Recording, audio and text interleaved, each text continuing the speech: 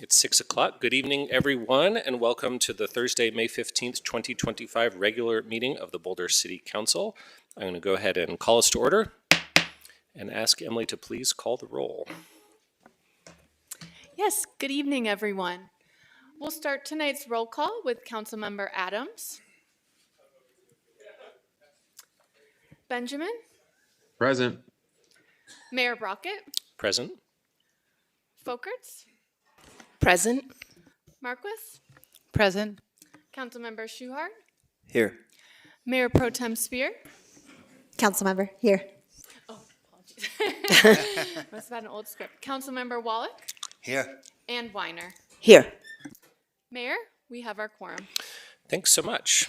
All right, our first item tonight is item 1A, which is the Archaeology and Historic Preservation Month Declaration, which is going to be presented by Mayor Pro Tem Folkerts. And if the people receiving the declaration would like to come on up, please do. How's it going? Good, how are you? Good. May is the National Observance of Archaeology and Historic Preservation Month. It is an opportunity to celebrate our community's historic places and the organizations doing the great work of saving places in ways both big and small. It is an occasion to inspire others to do the same. In 1972, crowds gathered to witness the demolition of the century-old Central School in downtown Boulder. The destruction galvanized the local grassroots historic preservation movement. In 1974, City Council unanimously passed an ordinance drafted in part by Historic Boulder, establishing the City of Boulder's Historic Preservation Program and Landmarks Board. Over the past 5 decades, Boulder has designated 10 historic districts and over 220 individual landmarks. That stands as a tangible physical connection to our community's heritage. The mission continues because there are legacy properties from every era, including places that express Indigenous, Black, Latino, Asian, LGBTQ+, and many other histories that contribute to the community's understanding and evolution of Boulder. Historic places serve as shining examples of how preservation can honor the past, orient us today, and inspire the future. Historic preservation is more than just restoring old buildings. It is also part of how we celebrate community, inspire new residential developments, manage climate change, conserve resources, and think about our future. Therefore, we, the City Council of the City of Boulder, Colorado, declare May 2025 as Archaeology and Historic Preservation Month, and call upon the people of the City of Boulder to join their fellow residents across Colorado in recognizing and participating in this special observance. And now I'd like to turn it over to Tim to say a few words. Well, thank you, Lauren. I so appreciate it. And my name is Tim Plass. I'm the president of Historic Boulder, and I'm honored to be here today to accept this declaration on behalf of the community, really, because it takes a community to do historic preservation. And in particular, a big shout out to the owners of historic properties that are landmarked, because you are the backbone of what we do. So just briefly, Historic Boulder has been working for over 50 years to preserve and protect properties that exemplify the spirit of Boulder, the heritage of Boulder, and we just are so pleased to be able to do that and have those tangible physical things that people can look at, bricks and mortar, to understand their history. And want to thank you in particular for taking the time to actually read the declaration tonight. Really appreciate that, and for your continued support of the Historic Preservation Program. And as we look forward to the comp plan, Boulder Valley Comprehensive Plan update from my days on council and Landmarks Board and Planning Board, really hope that you'll continue to value historic preservation and make it a priority. So just a couple words about why preservation is so important, and some of it was captured in the declaration, but we have an amazing amount of change in Boulder right now. I mean, even from just 10 years ago, or even 5 years ago, look at Boulder Junction or what used to be the Diagonal Plaza, and you see how much change is really happening. So we have a chance with historic preservation to honor the past and make sure people know about what Boulder was. We honor the architectural styles from previous eras, whether it's Victorian or mid-century modern or brutalist. I mean, we have such great representatives of that. And we also call out structures that are related to events and people who were important in Boulder's history. And I will say right now, Historic Boulder is working on raising up the profile of underrepresented communities. So whether it be LGBTQ or Latino or Asian or African American or Native American, we really want to make sure that that's part of the story of historic preservation. And finally, I would say that preservation can also really be a positive in terms of addressing climate change. You know, it is maybe trite, but the greenest building is the one that's already built. You think of all the embodied energy that goes into it.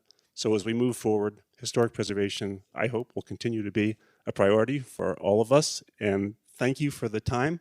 And again, thank you for the declaration. Thank you.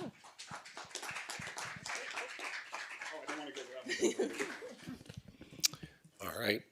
Thanks so much, Tim, and to Historic Boulder, and appreciate your current and past service to the community. And lucky guy. All right, now we're going to move to open comment. So Emily, if you can go over the public participation guidelines, please. Absolutely, I'd be happy to. The city has engaged with community members to co-create a vision for productive, meaningful, and inclusive civic conversations. This vision supports physical and emotional safety for community members, staff, and council, as well as democracy for people of all ages, identities, lived experiences, and political perspectives. For more information about this vision and the community engagement processes, please visit the website provided. The city will enforce the rules of decorum found in the Boulder Revised Code, including participants are required to sign up to speak using the name they are commonly known by, and individuals must display their whole name before being allowed to speak online. Currently, only audio testimony is permitted online. No attendee shall disrupt, disturb, or otherwise impede the orderly conduct of any council meeting in a manner that obstructs the business of the meeting. This also includes failing to obey any lawful order of the presiding officer to leave the meeting room or refrain from addressing the council. Only one person at a time at the podium unless an accommodation like an interpreter is required. All remarks and testimony shall be limited to matters related to city business. No standing in or otherwise blocking the aisles in violation of the fire code or in any way that obstructs the vision or audio of other audience members. No signs or flags shall be permitted in council chambers except for one sign held by a person measuring no more than 11 by 17 inches, which is held no higher than the person's face. No participant shall make threats or use other forms of intimidation against any person. We ask that you not affix items to the podium or dais or walls or other surfaces of the chambers. Signs, flags, or other items used to communicate must be held by one person when displayed. Obscenity, other epithets based on race, gender, or religion, and other speech and behavior that disrupts or otherwise impedes the meeting will not be tolerated. In-person participants are asked to refrain from expressing support or disagreement verbally or with sounds such as applause or snapping with the exception of declarations. Traditionally, support is shown through the American Sign Language applause or jazz hands. And that concludes the guidelines for tonight. Thanks so much for that, Emily. I'm going to call 3 names at a time. Each person will have 2 minutes to speak. I am going to be strict about those time limits in the interest of fairness. And I'll also just note that council members have agreed that any council responses to open comment will be made during the matters for mayor and members of council portion of the agenda towards the end of the meeting. All right, our first 3 speakers are Eduard Heitzman, Evan Rabbitz, and Akilas Nagra. And you just come on up to the podium and press the button to turn it on. Hello, my name is Edward Heitzman. I am a graduate student at the University of Colorado Boulder, where I study the mathematics of electoral systems. And I'm here to ask the council to schedule a study session on implementing single transferable vote elections for city council. What the literature consistently shows is that ranked choice voting systems, especially when used in multi-winner elections, lead to more proportional outcomes for underrepresented groups and communities of interest. They are also inherently insulated to gerrymandering, while still being sensitive to political geography. Switching to such an electoral system would allow the city of Boulder to align with the goals of the Colorado Voting Rights Act, which was just signed into law this Monday. Another less studied advantage of ranked choice voting systems, which I encourage the council to consider, is an increase in voter agency. When such systems have been implemented in the past, they typically led to an increase in voter turnout. This may indicate that voters have higher confidence that their vote has an impact in such an election. So implementing them for city council could help restore some voter confidence in our democratic institutions during these otherwise challenging political times. The most common multi-winner ranked choice voting electoral system is single transferable vote, or STV. This electoral system is well studied, and it is currently used in 4 United States cities for city council, most recently in Portland, Oregon. Since the last nationwide push to implement STV in the mid-2000s, auditing methods and vote counting technologies have improved, meaning these elections are now safer and easier to conduct. I encourage the city of Boulder to join these 4 pioneer cities by scheduling a study session on single transferable vote elections for city council. Thank you. Now we have Evan Rabbitz, Akilas Nagra, and Carolyn Beninsky. Good evening. Israel's genocide is accelerating, and the city's $35 million investment must be doing great. One statistic, 49% of kids there say they want to die, and 96% say they expect to die soon. This council likes to impose simple, by-the-book formulas without adapting them to Boulder. Take the planned narrowing of Iris Avenue, please. I'm all for getting people out of cars. I'm vulnerable, always on my bike all year. But you are not providing more transit as an alternative. And everyone knows you can't put 10 pounds of shit in a 5-pound bag. And traffic is expected to explode on the diagonal which feeds into Iris, and you want to develop thousands of new units in the nearby planning reserve. Boulder already has inherent traffic problems with a big university forcing traffic around it and a creek with limited bridges. But you said to trust the experts. Your experts wasted $7 million on making the far North Broadway bike lanes worth. We have forests of dangerous white pipes sticking out of the pavement, obstructing bikes and cars and snowplows in places that have no traffic problems. I bet the director of transportation left her prestigious job because she knows that Iris will be another multi-million-dollar disaster. It doesn't matter if the book you follow is the Bible, the New York Times, or something learned in grad school. As Charlie Chaplin said in The Great Dictator, you are not Time is machines, up. you are Thank you people. for your testimony. Now we have Akilas Nagra, Carolyn Beninsky, and Leslie Glustrm.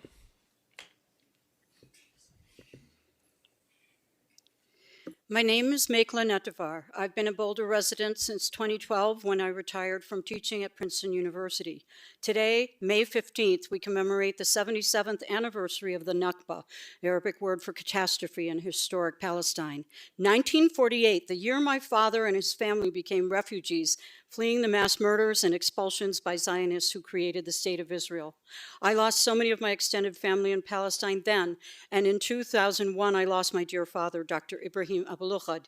He was only a teenager when he got on the last boat out of Jaffa, his hometown, to Beirut, Jordan, Nablus, Boulder's sister city, New York, and Chicago, where he married my mother, an American Jew.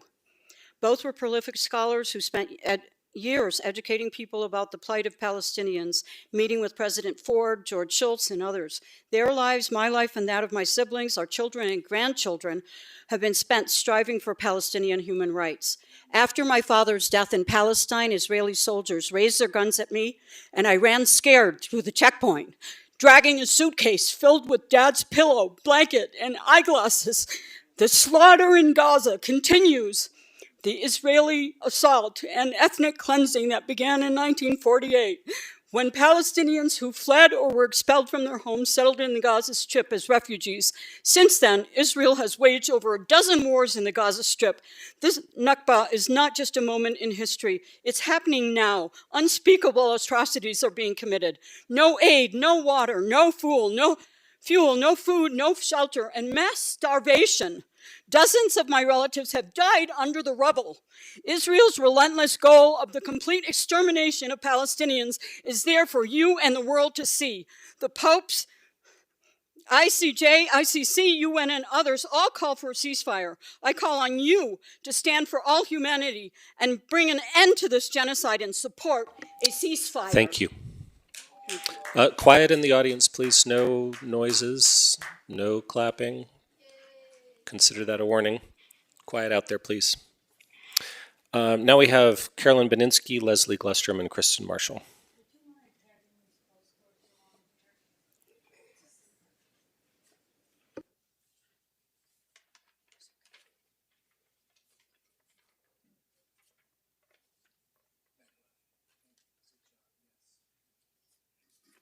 My name is Carolyn Beninsky. Those postcards show the loss of land to the Palestinians since 1947, and there's just little parcels left that the Palestinians are in now. Since March 1st, Israel has closed the borders into Gaza. As Michael said, there's been no food, water, medical, or humanitarian supplies for 10 weeks that have not been allowed in. I was struck by what just happened a few minutes ago with the historic preservation. Gaza has been pretty much razed. Every building is damaged to some degree. They don't have any historic preservation there. Israel is, under humanitarian law and human rights law, is supposed to facilitate relief programs, is supposed to preserve institutions devoted to the care and education of children, and also hospitals and medical services. So what is the situation today in Gaza? 2 days ago, on May 13th, the Commissioner General of the UNRWA, which is the relief agency for Palestine, Philippe Lazzarini, stated that Israel is using food and humanitarian aid as a weapon of war in the Gaza Strip, describing it as a war crime.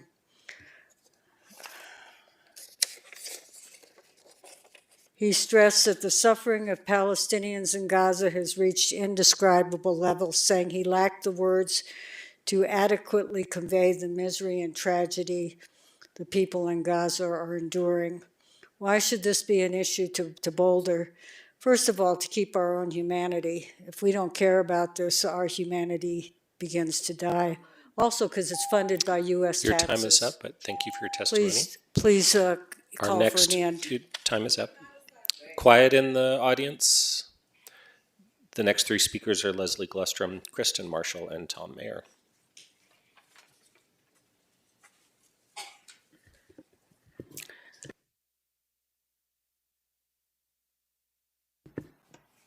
Evening, Council. Thank you.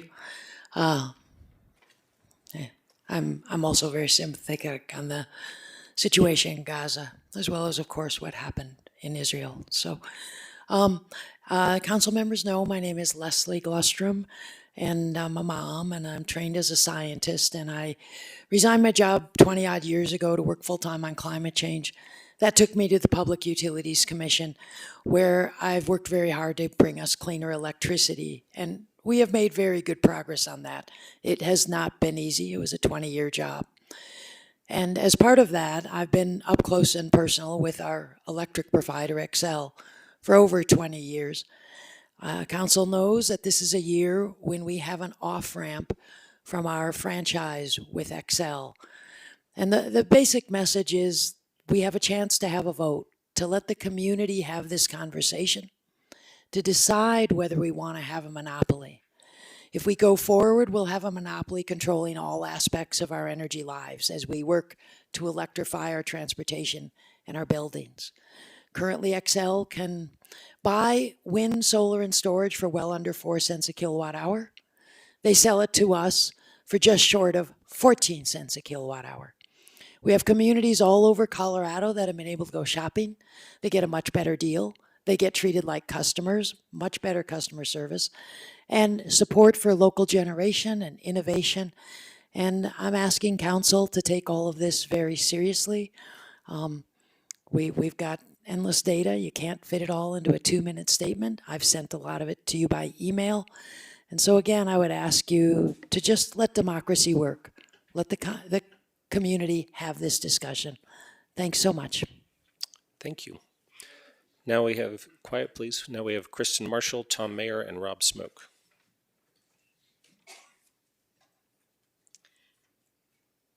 Thank you for this opportunity. I am speaking for the starving children of Gaza. What is happening in Gaza is genocide. When I spoke last month, I mentioned a grad student from Tufts who had been arrested by ICE, arrested after writing about the plight of children in Gaza. Ozturk spent 6 weeks in detention until public opinion helped attain her release. May 11th was Mother's Day. What was this day like in Gaza? I doubt there is anything more painful than watching your child die. I'm reminded of a line from one of Holly Near's songs. It is, "Sister, woman, sister, can you remember your name? Or have you forgotten it in your pain?" It is time to end the pain. Please speak out against the genocide in Gaza. Just peace. Thank you. Thank you. Now we have Tom Mayer, Rob Smoke, and Alicia Curtain. My name is Tom Mayer. I live in the Fraser Meadows retirement community. I have written 3 limericks about the Boulder City Council. Since the council will probably not like these limericks, I will direct them to the audience. First limerick. Our council is in ill repute. Gaza slaughter it will not refute. If there is a mass killing, it must be God willing. For these wizards, the issue is moot. Second limerick. Zionists ponder this news. Your deeds are no help to Hebrews. Israel is no medic for anti-Semitic. It accelerates anger at Jews. Third limerick. These reps are aghast that I dare the council to Eichmann compare. Their minds must be anal. Much evil is banal, but putting out foul Nazi air. If you want copies of these limericks, I have some. All right. Our next 3 speakers are Rob Smoke, Alicia Curtain, and Akilas Nagra. My name's Rob Smoke. I live in Boulder. I've lived in Boulder since '86. you know, I don't know where to begin or end. You know, there are over 100 cities in the U.S., including a lot of major ones, that have passed ceasefire resolutions. And this council has told us that that somehow would interfere, something as simple as that, which is very incomplete and more, a lot less than what's needed, would still be interfering with council doing its business. And two council members, Mark Wallach and Matt Benjamin, put out an opinion piece in the Daily Camera fairly recently in which they characterized protesters coming to these meetings as coming here like clockwork. Well, the council meetings themselves are held like clockwork, but right now, the murder, the senseless, absolutely senseless murder of Palestinian children in Gaza and their families continues like clockwork. And I find it just disgusting and disgraceful that anyone at this point in time could say that, oh, you're being anti-Semitic, Rob. There is, if you go to The Hill today, The Hill's a fairly conservative publication. You go to The Hill online, there's a recent poll that says 64% of Jewish Americans do not think it's anti-Semitic to oppose Israel. So what I've gotten here from council is a lot of inauthentic and immoral posturing, and I'm sick of it personally. Thank you. Thanks. Quiet in the audience. All right, folks, quiet really does mean quiet, so please, none of these additional remarks. We have Alicia Curtain, Akilas Nagra, and Todd White.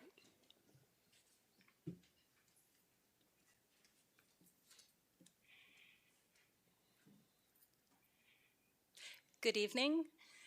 I'm Alicia Curtain, a mother of 4 children, a small business owner, and a community volunteer, including a fire-adapted Colorado wildfire ambassador for the University Hill neighborhood. I also sit on the executive committee for the University Hill neighborhood, as well as the Flagstaff Fire Action Prevention Committee. Before I begin, I want to thank you for your service, your time, and your dedication to doing what is best for the whole of Boulder. When I taught first grade, I taught children to read, and I felt a tremendous responsibility to do what was in the best interest of children and put the latest research into practice. Beyond my master's in teaching, I earned a reading specialist certification and then another certification in dyslexia. When I became a parent, it was even more necessary for me to educate myself, and I take the responsibility entrusted to me seriously. Similarly, you bear a tremendous responsibility governing the city, and once again, I deeply thank you for your service. According to the Colorado State Forest Service, the city of Boulder is in the highest category of risk for a Marshall-style event, conflagration, I think it's called. I'm having trouble with that word, conflagration in the next 10 years. Boulder is a brain trust full of experts on climate, weather, fire, and science, and the data is voluminous to support that it is not a matter of if, but when our beautiful city will be confronted with wildfire. Part of my role as an ambassador for the city, for the neighborhood, is to disseminate information and education, all of which is steeped in the latest research. My role is simply to inform the community so they can make educated and informed decisions regarding their personal properties, primarily becoming informed via DHAs. Please use the best and latest research making decisions. Thank you. Right, now we have Akilas Nagra, who I understand will have an interpreter, and then Todd White and Susan Hall.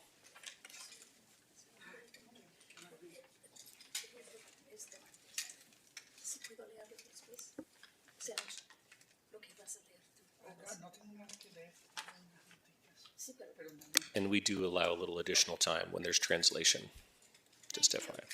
Entonces voy a nada más tomar apuntes. Ok. Porque yo pensé que ibas a preparar. Sí, de verdad que no sabía que tenía que preparar. Ok, dale. Ok. Entonces dame como una frase y luego déjame, o sea, una o dos frases y luego interpreto al inglés. Okay? Ok. ¿Les puedo decir que me den un poquito más de tiempo porque tenemos que hacerlo así? Could I please have a little bit more time because of the interpretation? We've given you 4 minutes instead of 2. Sí. Ok. Buenas tardes, Consejo. Mi nombre es Akilas Nagra. Y como miembro de nuestra gran comunidad hispana, me dirijo a ustedes en mi primera lengua, el español. Good evening, members of the council. My name is Akilas Nagra, and as a member of the Hispanic community, I would like to address you in my native language, Spanish.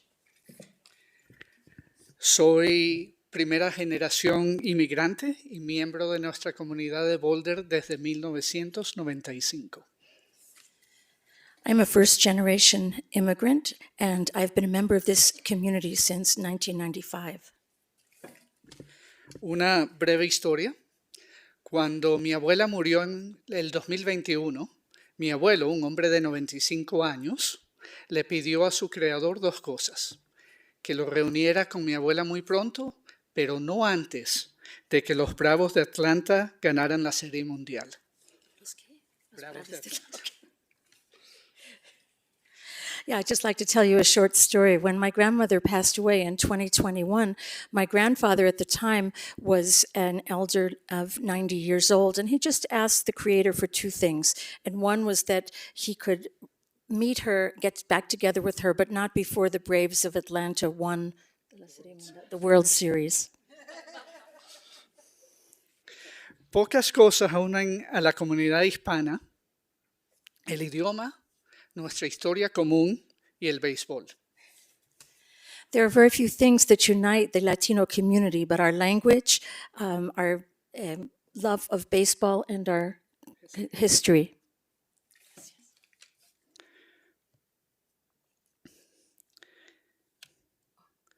En ese idioma tenemos un dicho: no hay peor ciego que el que no quiere ver. In our language, we have a saying, and that is that there's nothing worse than someone blind who would like to see, who doesn't want to see. Y entonces es con mucho desaliento el decir en una carta dirigida al condado de Boulder que esta ciudad no tiene ningún interés en los campos de béisbol de Aires. So I'm very, very discouraged to say that I had written a letter to Boulder County to say that this city has no interest at all in the Iris baseball fields. Son pocas las oportunidades que traen a mi comunidad hispana y a nuestra comunidad anglo juntas en contacto social. Pero en los campos de Aires estamos no jugando juegos, estamos creando puentes por más de 70 años.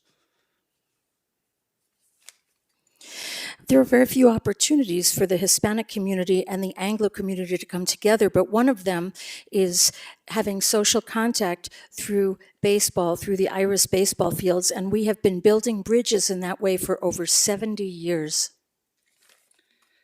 Por eso, yo, con miembros de mi comunidad, miembros de nuestros vecinos y miembros de nuestros pequeños jugadores de béisbol, le entregamos a la ciudad una iniciativa para preservar los campos de Aires.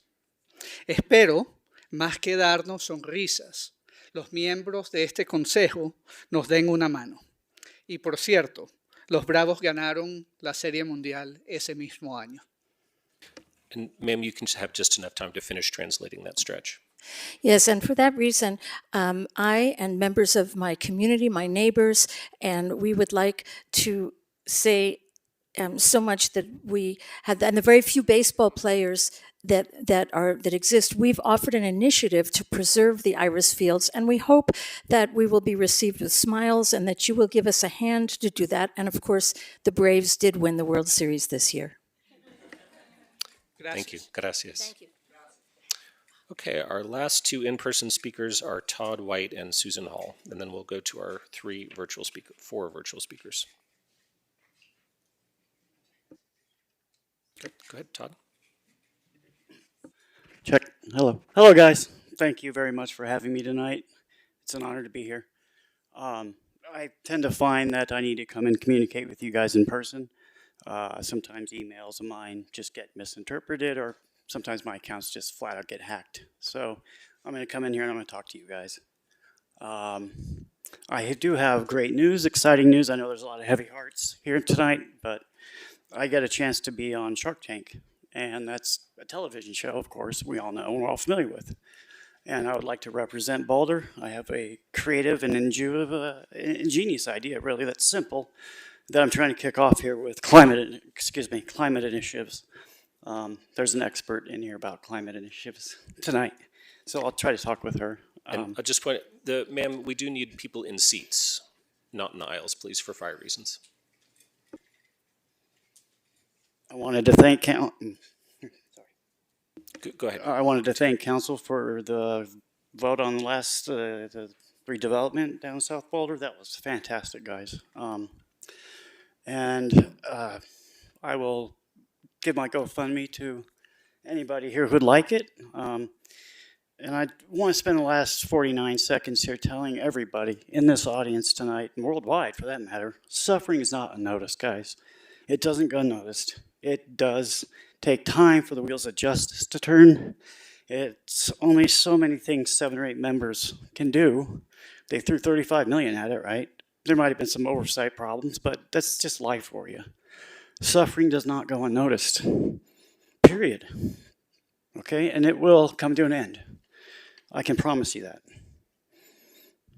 Thank you for your time. Thank you. Our last in-person speaker is Susan Hall, and then we'll go to Eric Gross online. Okay, well, I just wrote down some notes here while I was listening. And the wheels of justice may be turning, but they're turning pretty dang slow.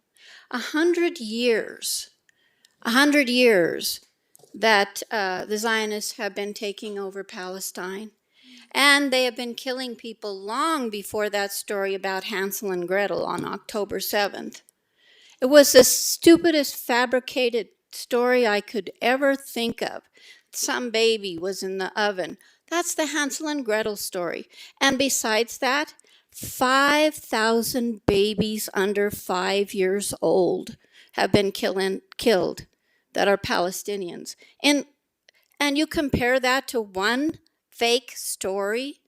It's disgusting what Americans believe. It's disgusting that most people don't even know.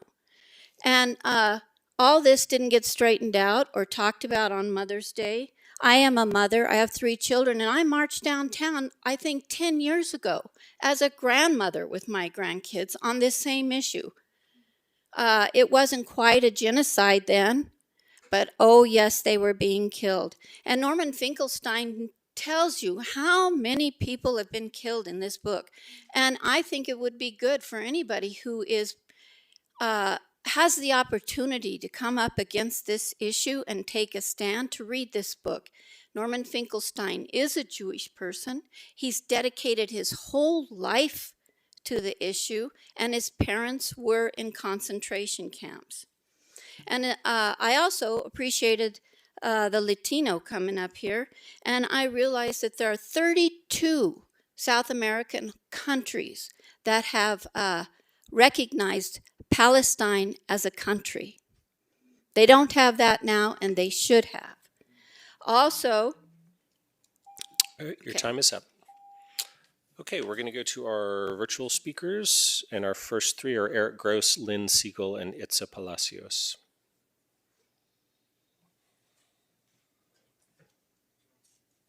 Hello, City Council.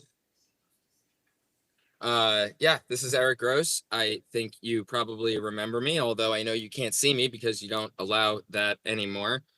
In the last 24 or 36 hours, I mean, you know, everyone here has made a good point about Nakba Day.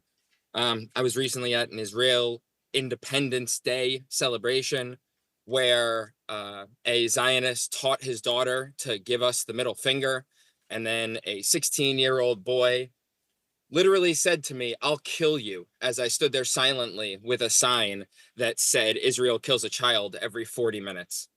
That's what Zionism is to me. That's what Zionism is. Now, what you have done over the past 19 months isn't exactly Zionism, but this is a quote from Desmond Tutu. If you are neutral in situations of injustice, you have chosen the side of the oppressor. If an elephant has its foot on the tail of a mouse and you say that you are neutral, the mouse will not appreciate your neutrality. You may not be dropping bombs. You may not be dropping white phosphorus or shooting children in the head and chest, but you let it happen. You said it was okay. You gave permission for it to continue day after day after day. Well, I think day 580 something now. Now, I'm the person who made that wanted poster. And Matt Benjamin and Mark Wallach, the thing that you wrote about me in the Daily Camera, I wrote a response, and it's going to be published soon.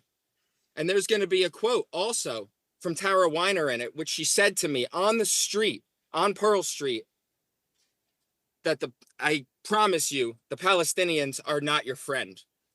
That is straight up racism. That's from this council. Divest, call for an end to the genocide, ceasefire now. All right, our last three speakers are Lin Seagull, Itza Palacios, and Aram Bingham.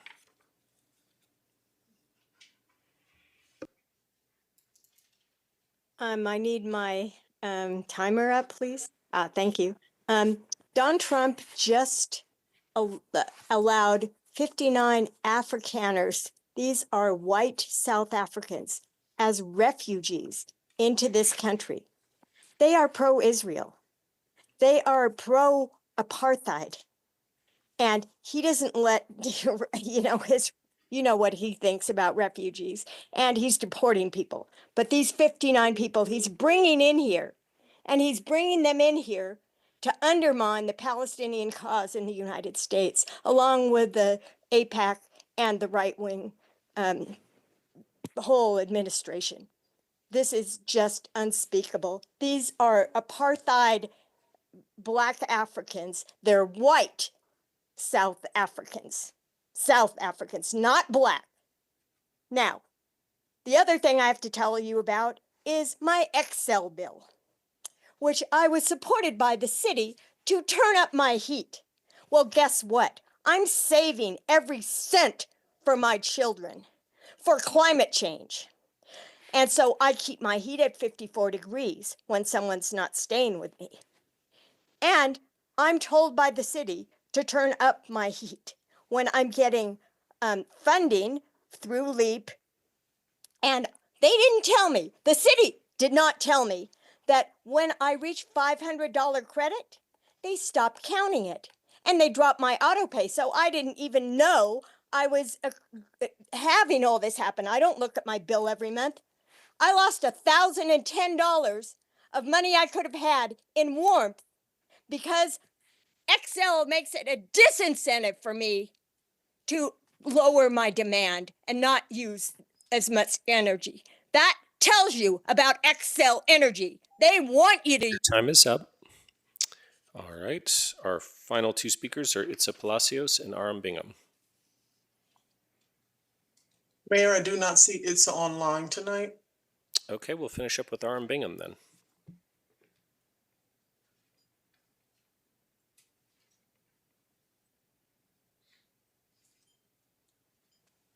Can you hear me? Yes.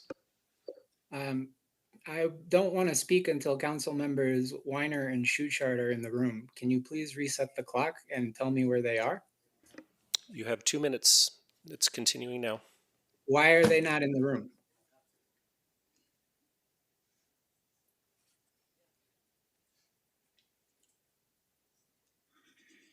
I'm sorry, but put the time back, get them back in the room. This is the one time you let us make public comments. You can excuse yourself, take a break when you have to talk about drainage ditches or hear from the XL lobbyists or whatever. What level of cowardly and bias bullshit is this? I mean, I'm sorry, but what is going on? Tara Weiner already got up, left the room while 3 pro-Palestinian speakers were speaking, came back in then to beam and fawn over the other speakers talking about fire suppression and baseball. Like I'm at my wit's end. I'm gonna save the remarks I prepared for you all for another time, because like you are supposed to be accountable to the people, and if you can't even listen to them in the highly restricted and contained environment and bounds that you have put on public comment, then how do you have no shame about your role as public officials? This is absurd. Tara Weiner also made it so that we can't show slides because she's afraid and threatened by having to witness the atrocities and war crimes that you all are condoning and facilitating with your investments. Like, what is going on? If you can't face the facts and face the people, just resign your jobs. This is absurd. Time's up. All right. That brings us to the end of open comment. Thanks to folks for their testimony. I'm going to turn to city staff to see if there are any responses. Thanks so much, Mayor. I know we had a comment about wildfire. We're going to be discussing that a little bit later. I wanted to say to Akilas, gracias por venir y hablar en español. Siempre un gusto. Te digo que yo vengo de Puerto Rico, ciudad y isla de Roberto Clemente, así que conozco de pelota.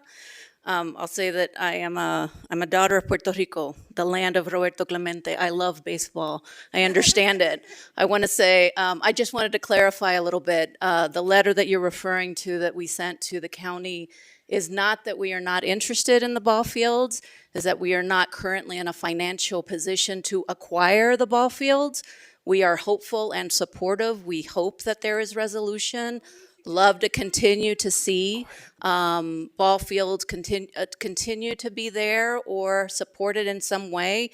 We are continuing to work with the county, and hopefully we'll see what the future brings. But just know that was the intent of our letter.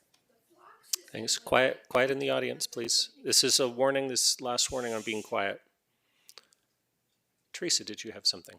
Nothing from me. Thank you, Mayor. Great. Any clarifying questions for staff from council? Not seeing any. That brings us to the end of open comment. So we will now go to the consent agenda, please. Yes, next on tonight's agenda, we have our consent agenda items A through G. Any questions or comments from council on the consent agenda? Or perhaps a motion? I move the consent agenda. Second. We've got a motion and a second. Emily, can we have a roll call vote, please? Absolutely. We'll start the roll call on tonight's consent agenda with Councilmember Benjamin. Gotta find that mute button. Yes. Mayor Brockett? Yes. Mayor Pro Tem Folkerts? Yes. Marquis? Yes. Councilmember Shuhar? Yes. Councilmember Spear? Yes. Wallach? Yes. And Councilmember Weiner? Yes. The consent agenda is hereby approved unanimously. Very good. Can we go to our call-up check-in, please? And just if we can have quiet in the audience while people are leaving. Yes, next we have our call-up check-in, and that is item number 4A for our Left-Hand Water District's request for comment regarding a water tap for a property area 3 of the Boulder Valley Comprehensive Plan, 5887 Woodbourne Hollow Road. Any questions, comments, or desire to call this one up from council? Mark? I have no desire to call it up, but my question is, this is an approval of a single tap for a single-family home. Is there a reason why this is not being processed by staff and comes to council? And do we have much to add? I think we have an intergovernmental agreement that relates to this, but I wonder if we have any city staff that can speak to that question. I see someone coming right on down. Good evening, council. Thank you for the question. Councilman Wallach, we do have Chris. If you can identify I'm sorry, Brad Mueller, Planning and Development Services Department.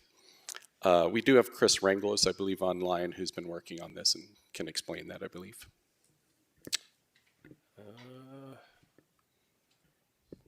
I don't see Chris online. Okay. In that case, I do not know, but we'll be happy to get back to you about that. Yeah, that would be great. It just struck me Okay. as, why are we doing this?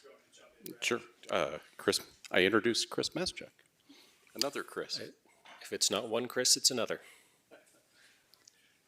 Chris Meschuk from the city manager's office, and used to sit in the role that Chris Ranglos has. So the city has an intergovernmental agreement with the left-hand water district. There was a time in the city's history where our kind of service area for water and sewer and their service area for water overlapped. And we wanted to undo that overlap. As a part of that, to ensure that they are not encouraging kind of urban development in Area 3. We have an agreement that any properties within Area 3 that they are going to provide a water tap to, they have to refer that to the city. It's reviewed by the city's development review committee, and then it is brought to a council meeting for call-up for you to provide any additional comments or to request to be present at the public hearing before the Left-Hand Water District Board. So that is why it is on your agenda. I get it. I'm just wondering why it has to take that last step up to council. I think staff is more than capable of doing the analysis and making a decision. Yeah, Not that I didn't enjoy reading about this single water tap. Sure. Yeah, the process is defined in the IGA, which is why, but it does date from several decades ago.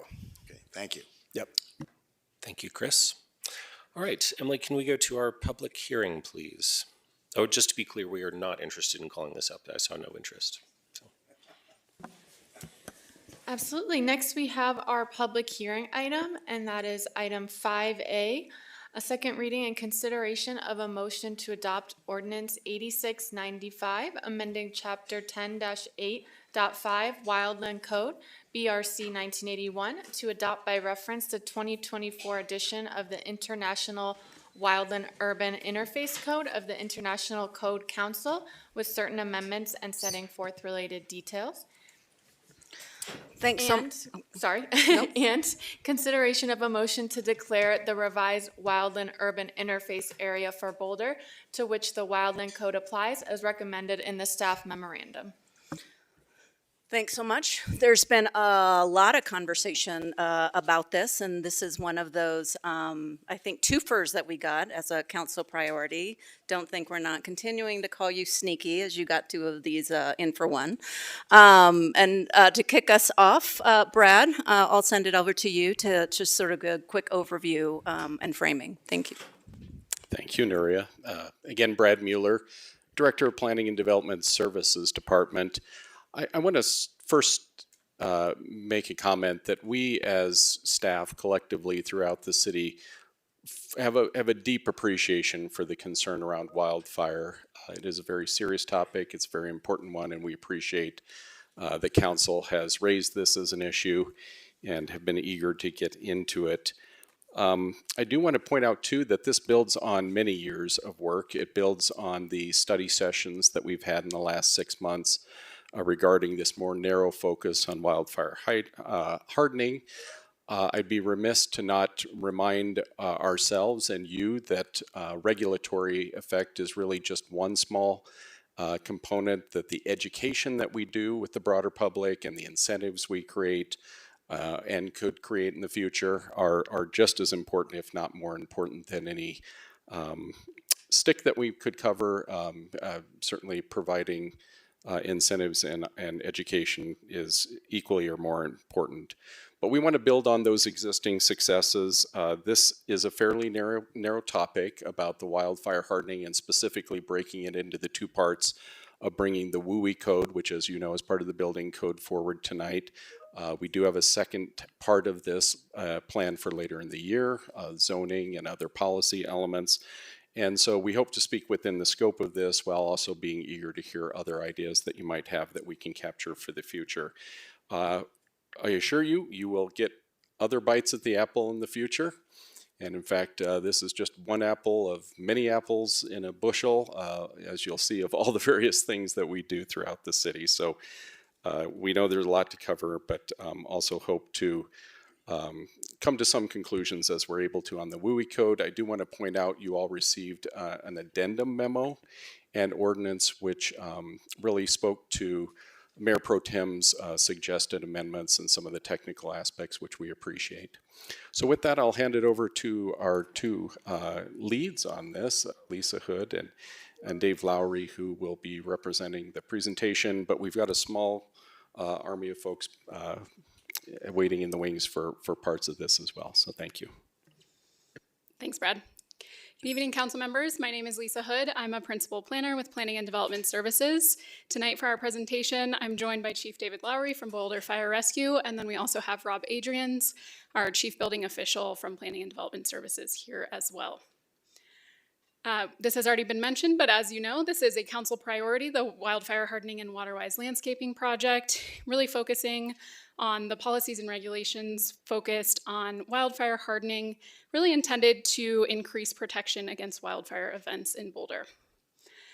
The project schedule, as Brad mentioned, and we've talked about in the study session when we saw you back in December, is really in two parts. So we've split it into the building code and the land use code. So right now we're focused on the building code changes. We will come back to you later this summer with to check in a bit more before we have another round of changes for the land use code. That'll be more focused on the landscaping side of things, but we'll also have some wildfire hardening in there as well. I also wanted to highlight that the state is currently in the process of adopting a state model code, which was referenced in the memo, and is kind of happening simultaneously to this. As I said, this is a focus on the building code side of things. And so the international WUI code, the Wildland Urban Interface, you'll hear that acronym a lot if you haven't already, is one set or is one code within the International Code Council suite of codes. You might remember that you adopted the other building codes just a few months ago. So there are international kind of model codes that communities amend to make them more specific. And right now we're focused on the international WUI code.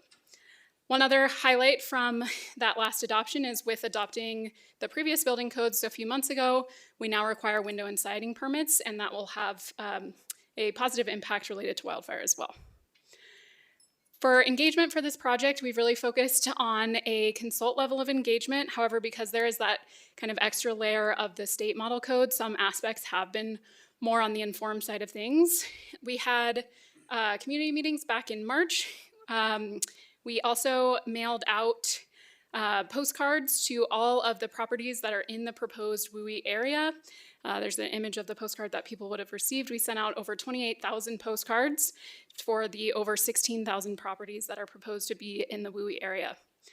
Staff was also available for office hours over the last week to answer questions from community members, and we've had a Be Heard Boulder online engagement page up since March, which provides a lot of information about the project, as well as an online engagement tool for folks to leave feedback.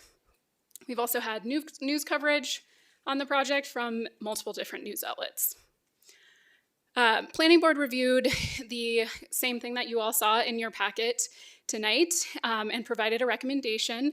They recommended approval of the International WUI Code with the proposed local amendments, as well as recommended approval of the proposed WUI area map.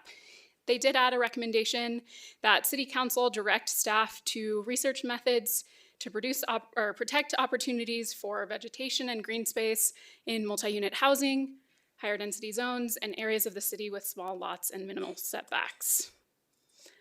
I'm just going to give a brief overview of kind of the city's current efforts and some policy background.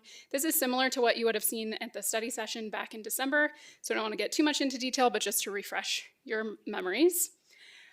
This project really helps implement a number of important city policies that have already been adopted related to or coming from our sustainability, equity, and resilience framework, our citywide strategic plan, our Boulder Valley comprehensive plan, and really our community wildfire protection plan that council adopted just last year. There was a very specific strategy in there related to fire adapted communities that said that Boulder should update building codes to incorporate effective wildfire resilient construction and also incorporate best practices for defensible space. This was a good opportunity to talk a bit about fire adapted communities and the fact that while this is a really important step to ensure the fire resilience of new construction. It is just one of the tools in a community's toolbox. So you can see highlighted the regulations, policies, and plans within the fire adapted communities. There are a whole suite of things that the city is working on and programs and services that the city can do to better ensure that Boulder is adapted to fire.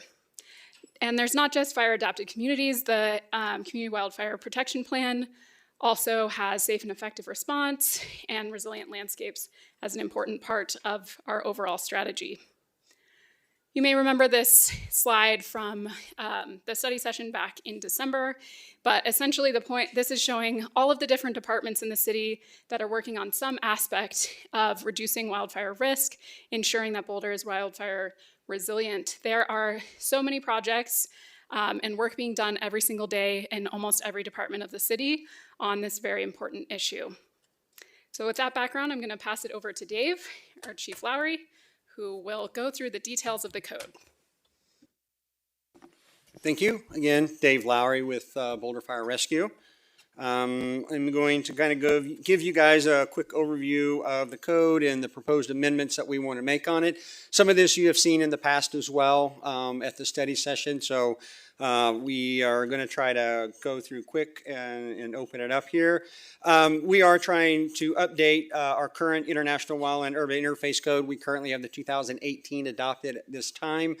We want to update that to the 2024 with some proposed amendments. I want to point out the purpose of the code, like Lisa was already talking about, that this is a minimum standard of regulations. Of that one, it is up there for life and property protection, as you can look through there. I will not go through this whole thing, but this particular code is for the use of property in the wildland urban interface. And I think that's a good point to kind of take note. What we have looked at and designated as interface, that's what this code applies to. It does not apply outside that area that we have designated, right? And again, as Lisa mentioned earlier, this is a supplement to the building codes that we currently have adopted in that the update that we made in March as well. So the interface itself, currently what you see on the screen right there in the picture is what we currently have designated as the interface. This is our proposed update to the map itself. It does look quite a bit larger on that. I understand that. But we did look at this and we approached this in a manner of if a wildfire were to occur and the predominantly winds going from west to east is like, where could those embers be landing within our community that could be causing spot fires? If you look at the yellow is a class 3 ignition resistant construction. And so I think it's important to kind of point out what exactly we're talking about when we start talking about some of these requirements and what the code itself is requiring when we start talking about ignition resistant 1, ignition resistant 2, and ignition resistant 3 construction. And this is a nice quick table that you can look down. Obviously the class 1 ignition resistant is a very a lot, as you can see, is going on in there, and there's a lot of requirements when we start looking at the 1 and the 2, but when we start talking about the 3, a lot of what I would refer to as that home hardening really drops off in that ignition resistant 3, as that 3 is really looking at more vegetation management and that ember type protection from vegetation catching fire. So that is a kind of a quick list of that. So when we talk about that class 3 in just a little more detail, when we talk about building construction, when we're talking, this is only for new construction, or if they're adding on to a structure or something, or relocating it in the WUI. The gutters and downspouts can't be plastic, they need to be steel. The vents have to have screening on it. Underfloor areas have to be covered up. I would tell you that's fairly uncommon within the city limits of Boulder. And then we're going to propose an amendment for decks and fencing. What really kicks in the 3 is that vegetation management planning that we're looking at. So for new construction only, we'd be looking at a non-combustible zone that we're going to talk about and propose. We are going to talk about low flammability plants, junipers planted within the interface, and any fuels modification that may take place. The stuff that we are adding, the expansion, if I went back right to here, then that's about 98% of what we're looking at. The proposed amendments come into here. We've got a couple of definitions that we have made changes to. One of them is defensible space, just to better align with the intent of what we want defensible space to mean. And the other one is that non-combustible zone. We have a proposed amendment to have a non-combustible zone for new construction. In order to do that, we need to define what we mean by that particular non-combustible zone. The proposed amendments, what we currently have in the 2018 talks about decking. And in that particular decking area that we just align with what Boulder County requires within and what they allow for the framing and the decking themselves. And that's not unsimilar to what we have currently adopted. But what is new in this one is that in that Class 3 ignition-resistant construction, we have proposed that the surface of the decking be a non-combustible material, which, since we're looking at ember protection, kind of makes sense, right? For any of the embers to land on a flat surface and start to burn. We do have a also an amendment that would allow them to build the framing out of combustible material, but if it's 48 inches or less, then they need to screen in that particular area. So that is the amendment. This is kind of the reasoning why that we look at of research and science that happens out there. This is done by an organization called the Insurance of Institute for Building, Home, and Safety, the IBHS is that, and they're a group that is funded by insurance company to research of what will work in these particular areas. And they basically build a house here, they throw a bunch of embers against it and see what burns. On the one on the right side, you obviously see a combustible deck, you see vegetation within 5 foot of that combustible deck. And on the left side, you see a non-combustible deck, a deck that is screened in to prevent embers from going underneath it, and a 5-foot non-combustible zone around it. We have a proposing for fencing on new construction. And you guys have been around long enough that you know that the fencing is basically a fuse that burns up to the house in itself. So we are looking at, and again, new construction only. This is not a retroactive requirement that anywhere from 8 foot that there is no combustible fencing to a structure of that particular item to prevent the fire from burning to the house. Here's a couple of pictures. The one on the far left is a gate that was replaced here in Boulder, where they replaced it with an aluminum gate to meet that particular item. The other one is just a picture from a company. It's aluminum fence. That brown one in the middle is actually aluminum fencing, and the one on the right is composite fencing, very similar to the decking that meets our non-combustible rating as well.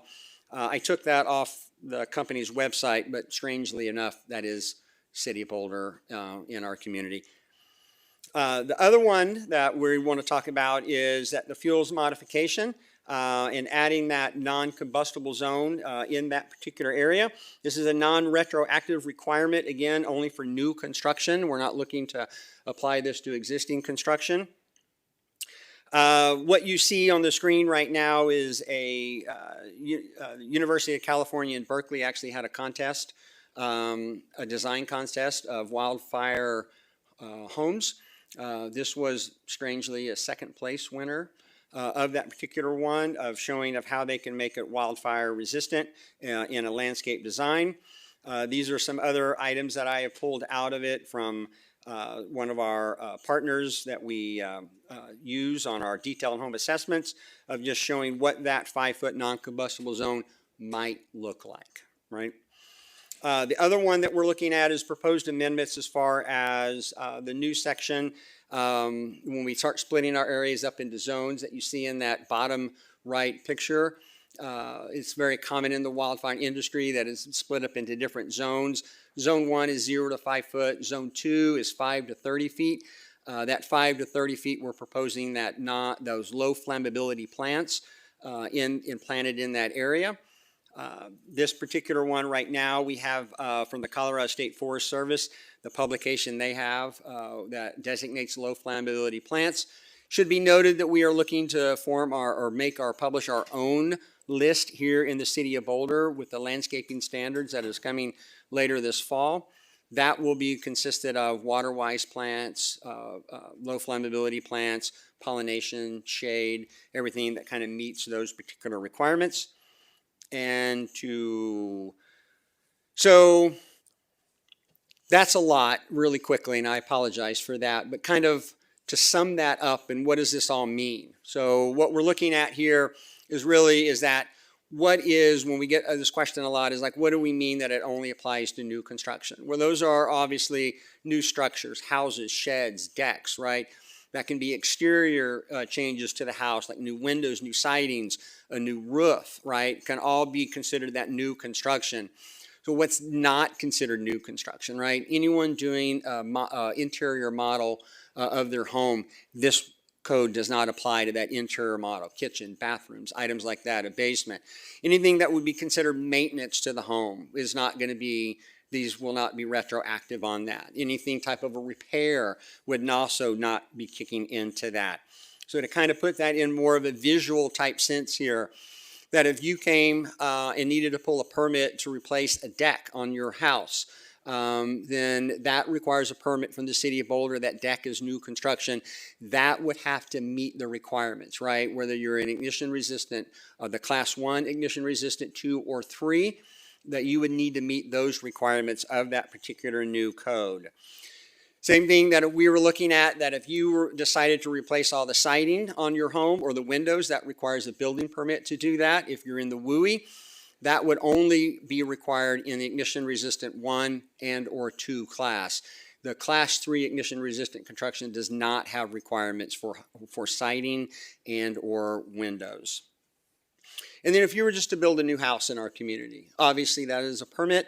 That would account for the ignition resistant construction that's required, the siding, the windows, the roofing of going through there. You would have to have a 5-foot non-combustible zone with no combustibles planted in that particular area. That area from 5 to 30 feet out there, you would need low flammability plants. Your decking or appendages would need to meet the requirements for ignition resistant 1 and ignition resistant 2. And if you were to build a new home and you were designated in ignition resistant 3, then you don't have any of that those more expensive home hardening requirements. You have your gutters can't be plastic, okay? They need to be a metal gutter, right? Coming down, but the decking would need to meet what we're talking about for that surface, and then you have an option for the framing and screening in, depending on the height.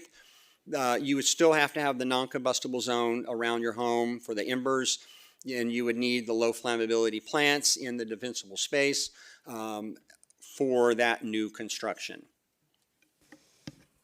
All right, back to me. So you might be wondering, if we adopt this code, we already have the WUI code, but if we adopt this code and it applies to many more properties, what's the anticipated impact that we'll get from this one strategy or one piece of the overall city strategy? The anticipated building permit impact, the number of permits that we expect based on the last 10 or 11 years of data, this is picking an average per year of how many building permits we get. We would expect in the proposed WUI area, which includes about 16,000 parcels, we'd expect to see 203 building permits per year. 131 of those permits would be for new construction. So as Dave just explained, that would be have to come into compliance with those requirements. About 72 of them would be for additions and alterations. Depending on what those were, they might have to meet, like if it's gutters or vents or something like that, it might have to meet some of the requirements. So just to paint a picture of how many properties would be impacted per year. One thing we don't know is how many window and siding permits we would get per year, because we did not used to require that until you adopted that change a couple months ago. So, but we do think that will have a really significant and important impact to be requiring that permit and making sure that the windows and siding, which are really common remodeling projects, would be in compliance with the WUI standards. When we look at the types of housing that we have in the community, you can see how the WUI area is broken up. It's about half single family or single unit detached housing, 36% multifamily, and 10% that are duplex, triplex, or townhomes. When we take that data and think about how many permits we would have by housing type, This is the total permits that we've had from 2014 to 2024. You can see that the vast majority of permits are for single family or single unit detached dwelling units or accessory buildings. There is a much smaller percentage of building permits that we would see that would impact multifamily or other housing types. So just to paint a picture of what we could expect the impact of this change to have. The final section of the presentation is just next steps. So just a reminder that this again is the first step in the wildfire hardening project. We have planned the check-in with you in July, as well as the land use code updates, the zoning side of things, in September or October. So the focus tonight is the building permits. I also wanted to highlight our detailed home assessment program, or DHAs. That program started in November of 2023. We've completed 600 of those. Since that time, we have 60 of them scheduled just for this month, or in the next month, and you can see we get a lot of requests for them. So in just the first quarter, we got 200 requests from community members to have folks from the fire department come out and take a look at the ways that they could improve their property for fire resilience. Another thing I wanted to highlight is our Wildfire Resilience Assistance Program. These are the grants that help property owners complete the improvements to harden their home and their site. That program had a pilot just recently. We did the first pilot program, and then there are anticipated updates to the program that are kind of based on the WUI map as well. And so updates on that will be coming soon. Brad already kind of alluded to this, but you got in hotline today some amendments to the initial ordinance. So I just wanted to highlight, they're mostly clarifications or correcting clerical errors, but just clarifying some things about how the map applies, using some language more consistently about appendages and projections, which are essentially decks, correcting some language that Dave was mentioning about the surface of decks, cross-references. He also mentioned the screening limit, that screening under decks would only be if the deck or appendage or projection is 48 inches in height. These were primarily in response to Mayor Pro Tem's careful attention to detail, which is very helpful. So correcting some of those clerical errors, and that's why we wanted to prepare it so that those you could see that before tonight. So the suggested motion is slightly different than your original packet because with the amendments, it would be a motion to amend and pass, which is the appropriate way to go through with the amendments. And we are happy to take questions. We could talk about this for hours and tried to keep it short. So happy to dive into any more details on any of the things. Thank you.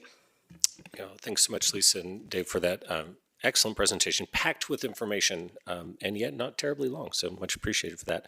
So clarifying questions from council members. I've got a couple myself, but I'll look to my colleagues first. I saw Nicole and then Lauren.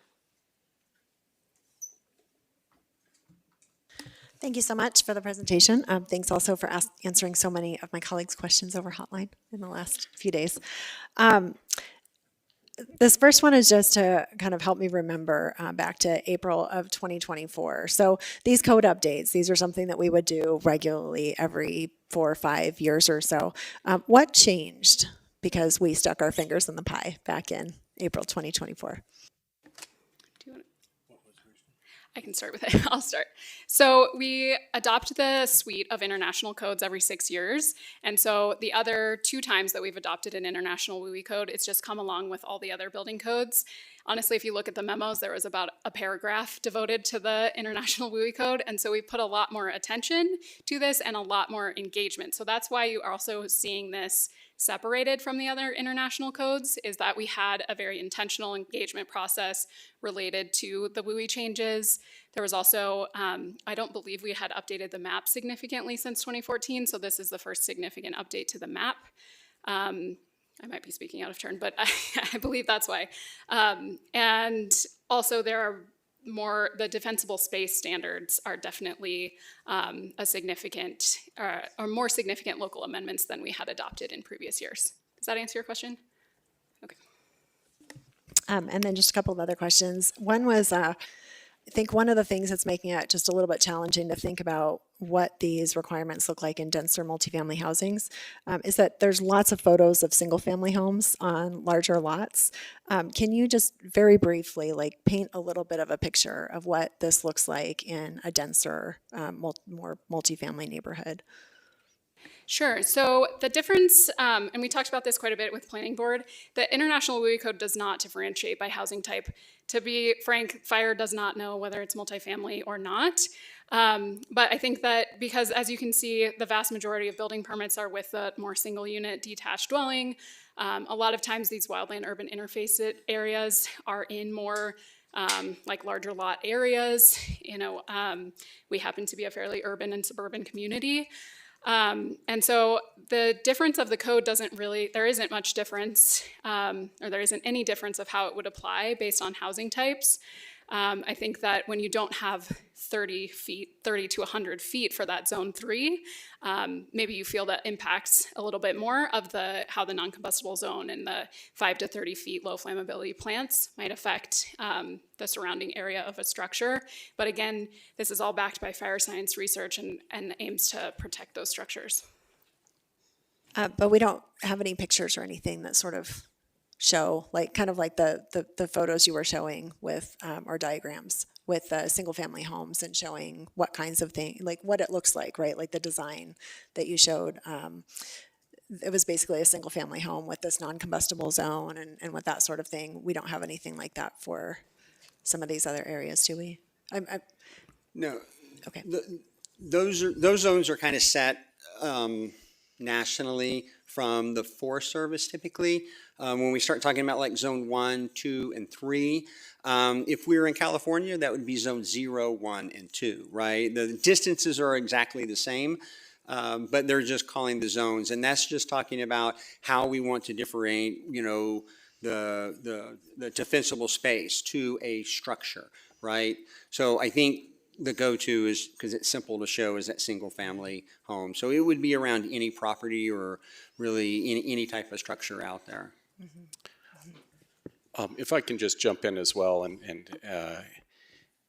add to the comments, Councilmember, just to clarify, the various drawings that we used, we did not use for analysis purposes. That was that. But yes, we don't have any illustrations because I think maybe to your question, a lot of the materials that are in the books about this tend to try to illustrate the larger site. But we recognize from some of the pre-discussion that there is a different scenario when we're talking about small lots. But we don't have any drawings to that effect. Okay, yeah, no, thank you. I think sometimes the pictures just help. And then just another clarification, if somebody, for example, is replacing a deck, that doesn't necessarily mean that they're going to have to replace their windows and their fence and everything else too, does it? Correct. Going back to this. Oh, go ahead, Rob. I didn't even see him. Take him. Can you hear me there? Okay. Yeah, Rob Adrian's Chief Building Official, Planning and Development Services. No, you would only need to, the deck itself would need to be brought into compliance, but when you're doing remodeling work like that, it's only the work that's being done. So if you're in the IR1 zone and you're replacing windows, that doesn't trigger you to replace your siding or your deck too. Only the windows would need to be upgraded, or only the decking if you're replacing that. Great, thank you. Mm-hmm. If I can follow up on that, Rob. In particular, would there be anything that would trigger the defensible space requirement? Like if you redid your deck, would you then have to have that 5 foot and 30 foot?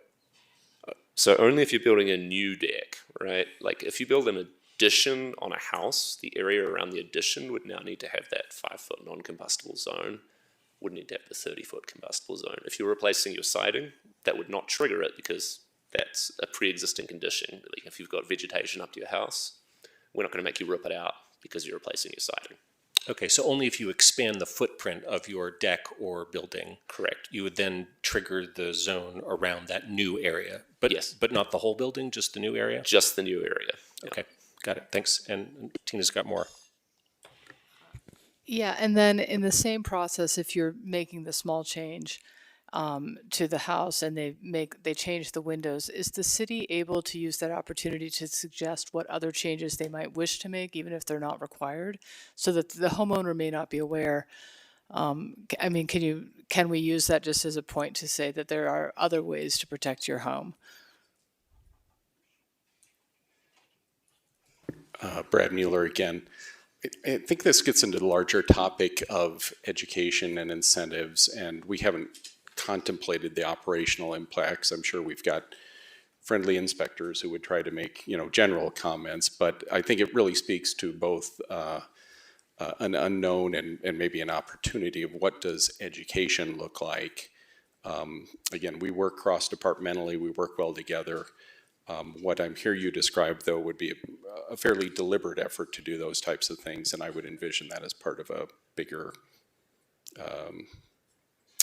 initiative around education, for example. Okay, thanks. Colloquy. All right. Just a couple more questions. So my postcard, I think it came last Thursday in the mail. I was just wondering when they were mailed out. Were there any others, or was there just the one? So we mailed them out on Sunday. It took, or I guess it wouldn't have been Sunday, but Monday. So it took 4 days to get to, or some people I think did get it on Wednesday. So it was Wednesday or Thursday. And we decided to do that based on advice from the communications department, just timeliness, so people, it's about a week before. Did that answer your question? Yes, yeah, thank you. And then one of the other questions I had is, what are the barriers to making the rest of the city be part of Class 3? So just having those be, the Class 3 requirements just being citywide requirements. Is that like a staffing, administrative issue? What's the... Yeah, so I know when we talked at the study session, there was interest from council members about expanding the WUI. We talked about the collar idea, perhaps the whole city should be in a WUI. What we landed on was this ember modeling, which Dave described, which was using the science from the embers of how, he can explain this better than me, how the embers come from the wildland and how far that would travel in kind of a typical event, and using that to find a logical boundary. The reason why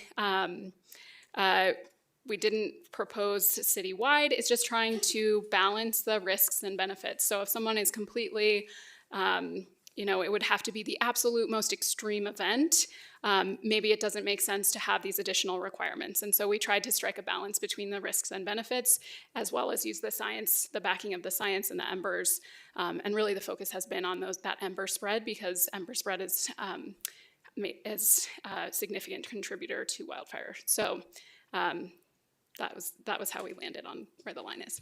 And I think I would just add to that is that, the studies and the research, like from IBHS and Headwater Economics, they're like anywhere between 85 and 90% of homes in wildfires are ignited by embers on that. So we knew we needed to address that issue, right? Because in the earlier one, we didn't really have it addressed that way. So we did want to look at that, and it really is based on the embers with our vegetation on the western side with the wind blowing west to east.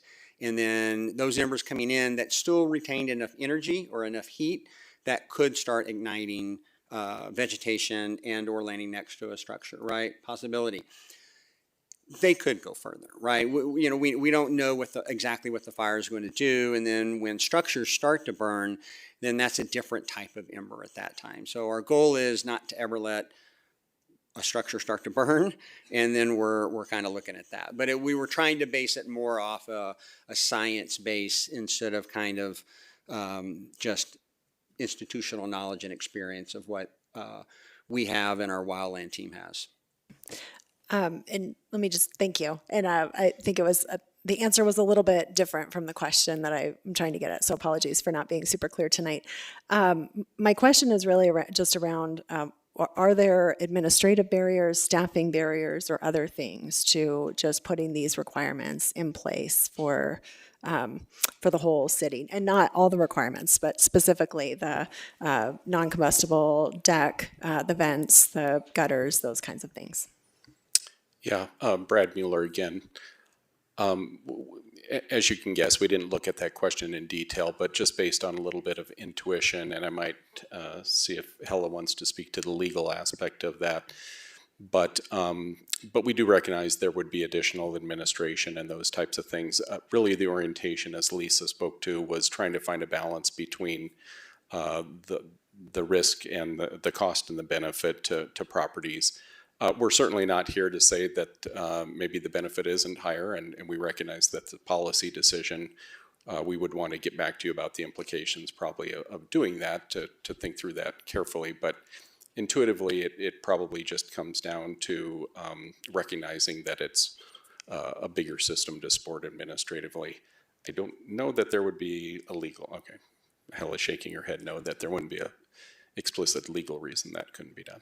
Okay, that we thank know you. of. Can I ask one more question while Brad's there? So you talked about there being lots of different apples and ways to approach this issue of wildfire and the threat that it poses to our community.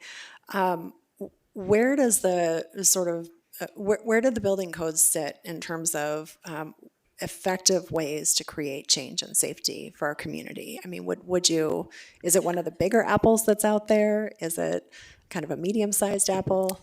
How would you characterize it? Yeah, my bushel of apples analogy really was illustrated with the slide. I don't know if you want to go back to it, of all the things that are happening in the city. And I would rely on the chiefs to kind of talk about what peers have discovered and what's in kind of the fire literature about that.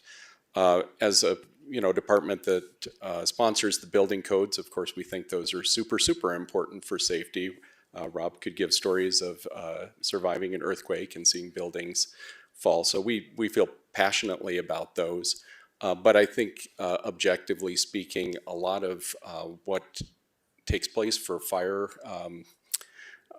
wildfire prevention is about daily maintenance, decisions of property owners. And while you can regulate a lot of that, at the end of the day, when people are making daily changes to their property, going to Home Depot to go buy junipers, for example, that becomes really hard to regulate on just an ongoing basis citywide when we've got 20,000 units or something. So that's where my passion comes from, education and incentives being a really critical part. But of course, we're always going to have a soft spot for building codes.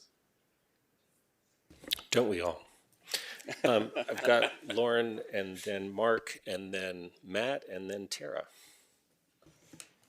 and then me. First of all, thank you for answering all of my hotline questions and pivoting slightly because of some of them. I appreciate it. I'm going to start off with a concern that I heard from a couple community members. I know that in our WUI designations, one of the things we're taking into account is water accessibility. I did hear from some community members in North Boulder about concerns about water pressure and level of water pressure. Is that just something someone could address in terms of that we check that and how often and how we thought about this for designation in these? Well, the short answer is, of course, we thought about it, right? And you can see up on the slide right there that utilities is part of this. And they're actually very actively involved, not only in protecting their infrastructure. They actually got, I think it was a $1 million grant to do work within the infrastructure coming down. But also that whole, do we have enough water? Do we have enough pressure of that particular area? I can tell you the answer is yes, but then again, I mean, there is a limit, right? I mean, water is not infinite in any community out there, and pressure is not infinite. So could we lose pressure if we lost, a certain amount of homes and every 5/8, 3/4 inch tap was squirting straight up in the air? That will affect our pressure. So during our planning and the conflagration planning that we've been looking at, like, how do we fix that, right? Can we get people in to shut that stick of the water off to regain pressure to the other areas? Can we turn off individual houses while this is going on? The answer is we are working on it and thinking about that if this ever does happen, that we need to have a plan in place. So it is on our mind to know that that's a possibility. I can't tell you exact answer, but yeah, we do know it. Now, I would also say the advantage is, and I think you guys know this, that our utilities department is second to none along this Front Range, and we are blessed with a lot of water and a lot of water pressure. So we're good. I mean, I am comfortable, I will tell you that. Thank you so much for that. Kind of sticking with that trend of worst case scenarios, in a situation where we have a fire that's throwing kind of this bigger ember cast that we're looking at, which I understand is not the maximum, but more of a median. But in that event, and given that we aren't at a place with significant fire hardening in our WUI yet, what do you think the likelihood is that houses within our WUI could catch fire and create more ember cast from that? I think part of my concern is kind of talking about what Nicole was talking about with the Area 3 and why that's limited to what it is. To me, it feels like in a significant wind event, the likelihood of a structure that could catch fire and then increase the range in which we are concerned about fire seems relatively likely. Would you like to convince me otherwise? So it's a tough question, and I think you know it's a tough question because anything is likely, right? We can't control the wind, we can't control Mother Nature. We've seen that she's pretty much batting 1,000 on every natural disaster out there, right? So, we can what if it, and so is that possible? Of course, it can be possible. We can't predict how it's going to happen, but certainly, hardening or creating that infrastructure is one piece. Is one piece to the pie, as you see up there, right? We also have our response, or what we refer to as our safe and effective response to wildfire, right? And so anything can happen, anything is possible, and the wind events we can't predict and we don't know, but we have to address this. I mean, this is kind of getting into that longer thing. This has to be addressed as a community, right? And we have to address the fire adaptive community part. We have to look at our resilient landscaping part of this and the response to when the event occurs, right? All three of those have to come in to create this safe community and fire adaptive community. So what you did say is that, we want to try to eliminate structures from catching fire, not only because it's bad, but because they can create other embers, and they create more convective heat and radiant heat, right? And that also starts igniting the other homes on fire, right? So ultimately that's our goal, to try to prevent that. And the vegetation management that we're talking about in that expanded WUI is a big part of it, right? Thank you. That was a tough one, just so you know. I know that I asked about this on Hotline, and I think we didn't have it yet, but is there a chance that we have the updated state map now? They have not published the final, but what I heard was that at their last meeting they didn't make changes, so we think we know what it looks like, but it hasn't been finalized.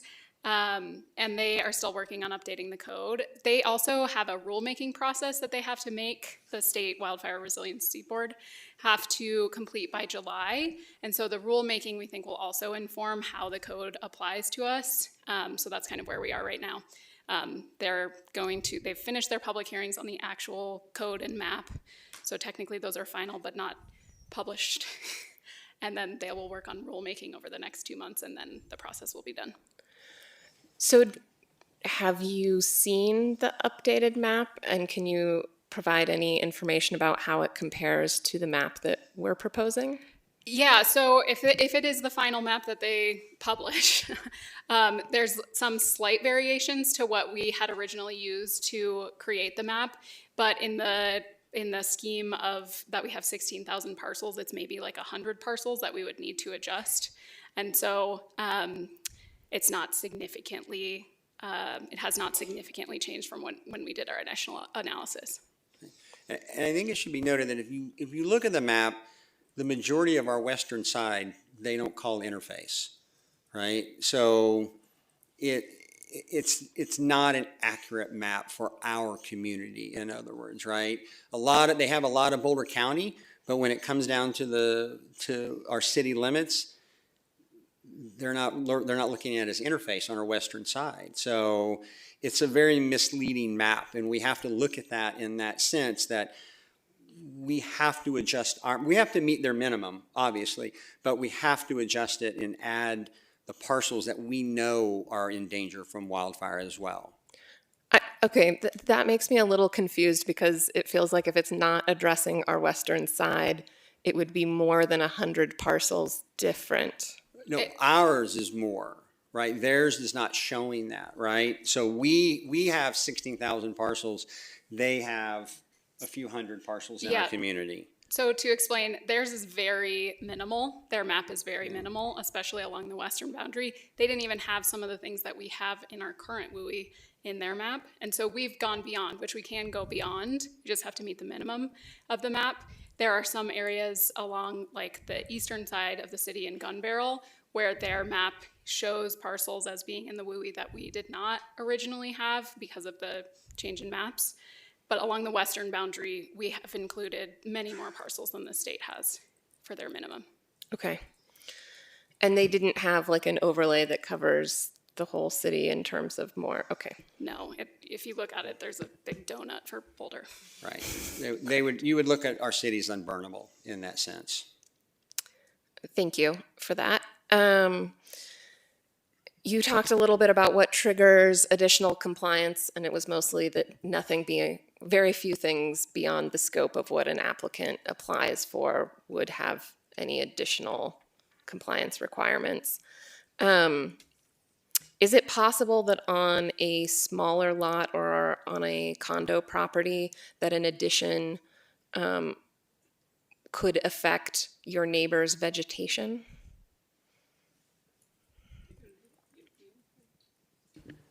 No, it wouldn't affect your neighbor's property. It's only on the boundaries within your own property. I would say that on a condo property, sometimes the lots aren't separated. I'll give you a specific example, which is my HOA, where the individual parcels are fee simple owned, but there's a common area owned by the HOA. The common area has limited common elements, where people can build decks with the HOA approval in the limited common element, which is the property of the HOA. In that case, if you did add a deck, would that not then trigger those defensible space requirements throughout the HOA property that's within those 5 or 30 feet boundaries? That's a tough one. I'm sorry. I thought you were talking to Rob. So I was. So but what was the question? I know you said a deck and trigger the defensible space. So the example of my particular HOA, the buildings are owned by the residents, but the common areas are owned by the HOA. But there are limited common elements within the HOA property where a resident can build a deck with HOA permission, but it's on HOA property. So if they built that deck, would that then trigger the 5 and 30 feet defensible space requirements into the common property of the HOA? Well, I think we would look at it as, if it's a new deck, we would want that 5-foot non-combustible zone around it. I think we would look at that for positive. I don't think it would extend much out as far as having to re-landscape with low flammability plants. That's really not the intent that we're trying to get at with you needing to add a deck or the HOA or building into that. But we certainly, if you put a deck in there, we don't want it to catch fire and spread, right? So I think that 0 to 5 foot would probably apply if it's a new deck expanding out, not just a replacement like for like. And when you say it's not the intent to replace all the plants, so then where are we seeing that intent? Because I thought the requirement was the 30-foot low flammability. That's for new construction. But this would, I'm sorry, I'm not trying to grill anybody, but this would be, if we're talking about a theoretical new deck, which is really talking about a new house, because for the new deck, you wouldn't have to be submitting a landscape plan. That's just not part of the permitting process, right? So when you build a new home, a landscaping plan, and I am correct on that, right, is required, right? So that's what we're looking at with the low flammability plants. Maybe I can add to this too. Yeah. So back to the deck example and the common area and recognizing there's kind of a relationship between those. Number one, we understand the intent, and there's intent language that it be restricted to the specific things. Second, those types of permits are going to go through Rob, and Rob can speak a little bit about the type of discretion that he and the inspectors make on a pretty regular basis on similar types of things, because there are a lot of instances of making kind of those distinctions and recognizing what the actual intent is versus code. Maybe you can speak to examples. Yeah, I mean, I'll address this example because I'll be honest, I hadn't encountered that before, so thank you. I like being put on the spot like that. But, you know, in that circumstance, if you came in to me or anyone came in and said, hey, I want to build a deck and this is HOA property, we would likely say you have to comply with the 5-foot non-combustible zone around the deck, but not the 30-foot. It'd be a pretty rare scenario, even if you're building a deck on a single family home on a quarter-acre lot, it would be very unlikely that we would require you to do the 30-foot setback. To Dave's point, if you're building a brand new home or a brand new accessory dwelling unit, that would need to comply. But a deck, we don't require a landscaping plan, so it's just going to be the inspector on site coming out, and he's going to walk around and go, yeah, you got 5 feet of gravel, good job, or whatever it is. Can you maybe give an example of like basements and how you... Well, and I guess I would just ask like how we find that in the code. So like if somebody came up to me and said, oh, I'm running into this issue, where does it say in the code that there's some discretion? Maybe I can tee it up for you. Sure. So I'm going to try to tee up an example that Rob can speak to. A basement finish is a very common thing. And basements would need to comply with the building code, electrical, etc.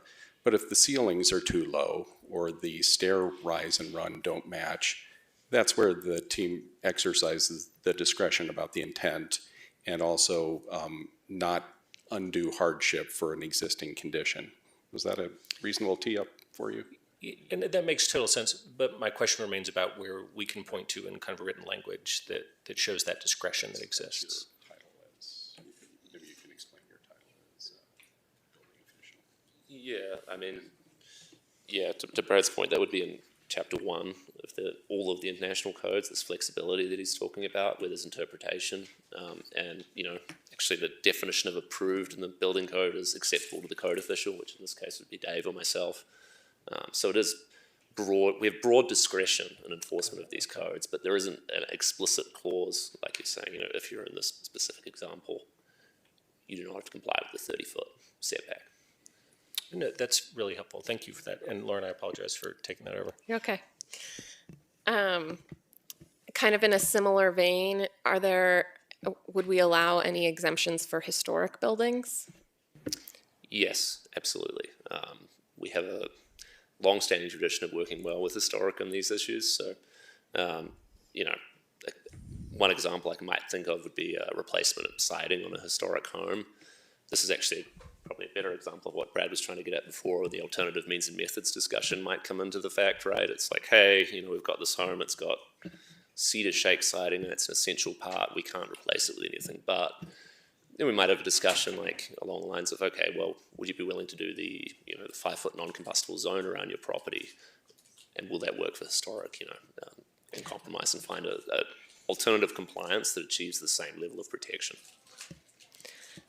Thank you for that, and I appreciate that in my experience, the building department has done those things in a reasonable manner, but I would say that one of my concerns is around, like, if you read the code as a designer, I think there's an expectation to take it literally all the time. And so unless there's like a flag that this is something that there might be potential to negotiate on, or that you should talk to the building department about in more detail, I think sometimes that we can get sideways with people thinking that things are required when there might be more flexibility. But I'll leave that to more comments later.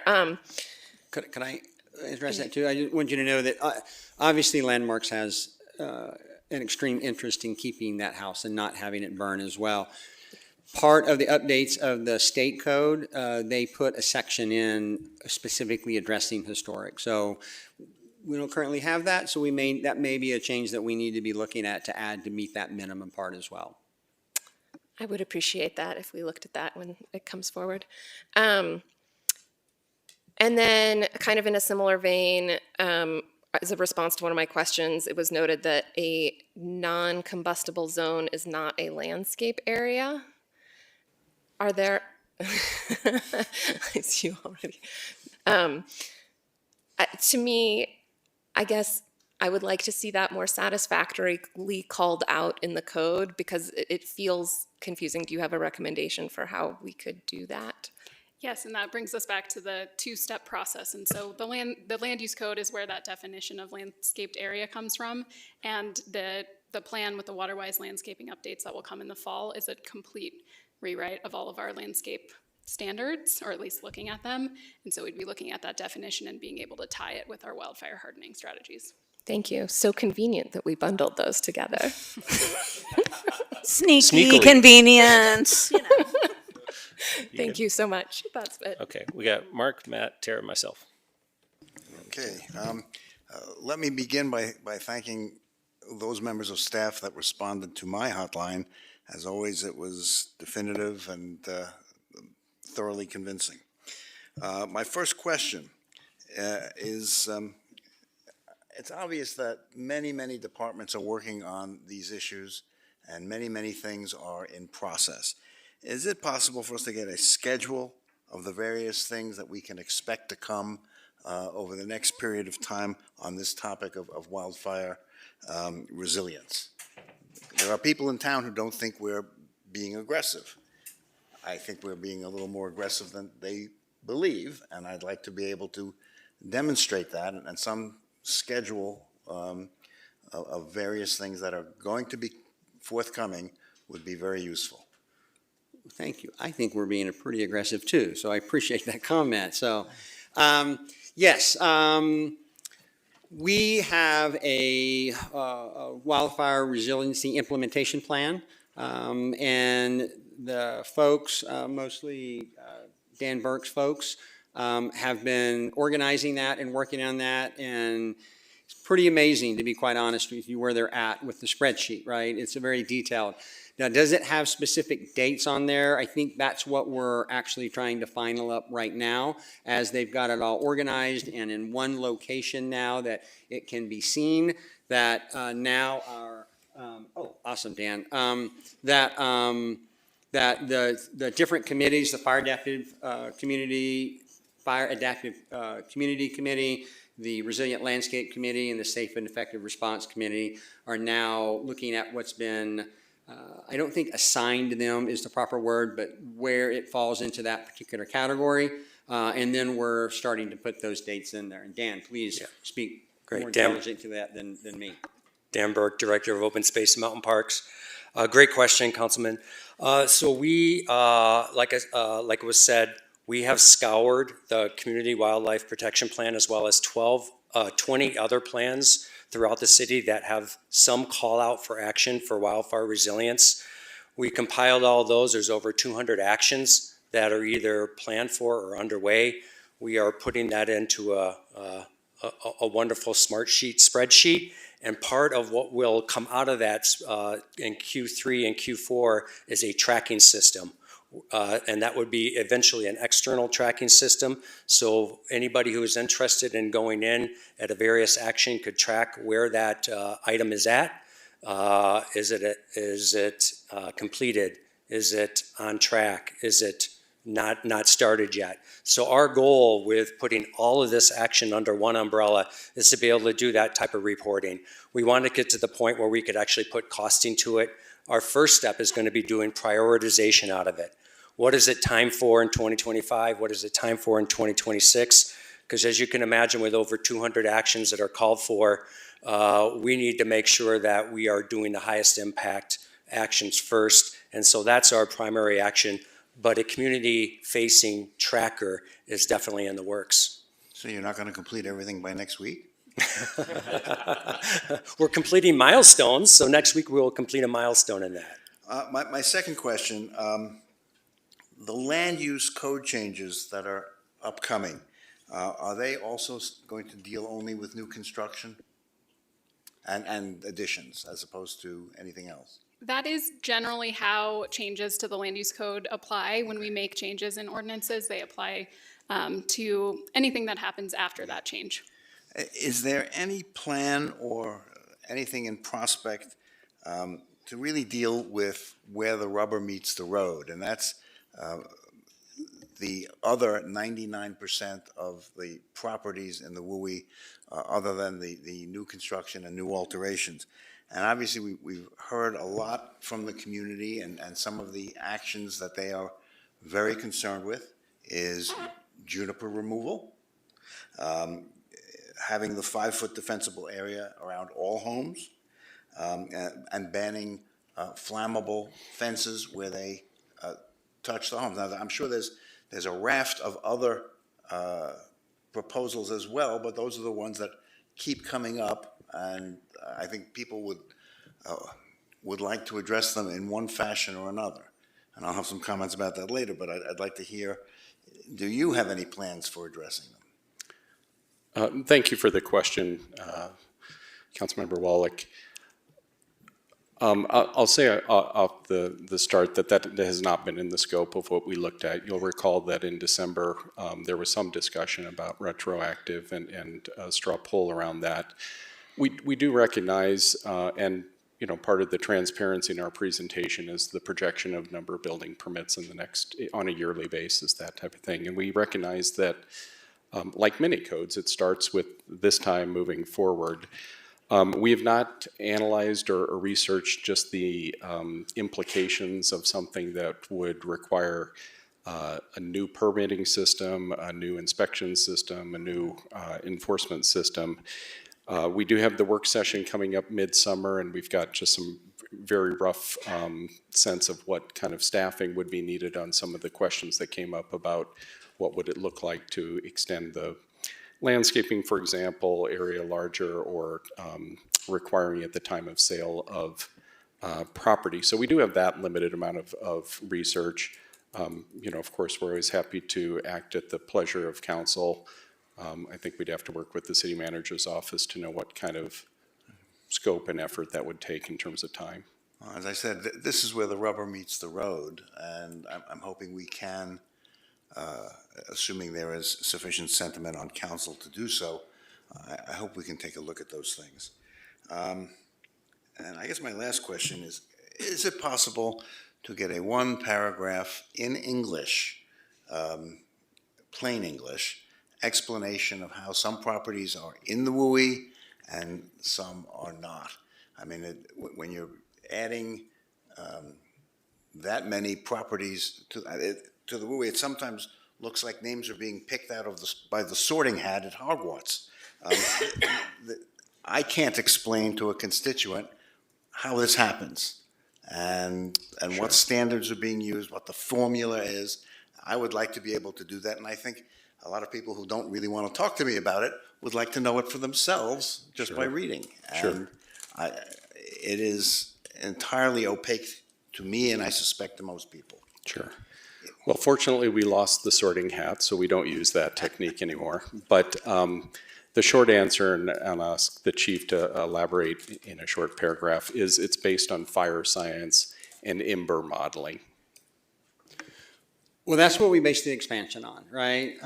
So our answer to your hotline was too complicated, huh? Is that what I'm hearing? Yes. I wanted to try to be thorough, and actually some of Dan's team helped with that, who actually did the IMBER modeling, a gentleman named Paul Dennison with OSMP who pursued that. So he was a big help with that. But, our code does, yes, I'm sure we can phrase it in a more plain type manner. I mean, I think ultimately that's the answer, but it does get complicated because we don't want to assign a WUI and say, it's because we think it's going to happen there, or we think that, right? We do want to base it on some sort of science and research because we want to be equitable within the city and not simply, to Dr. Spear is saying, why don't we call the whole city a WUI?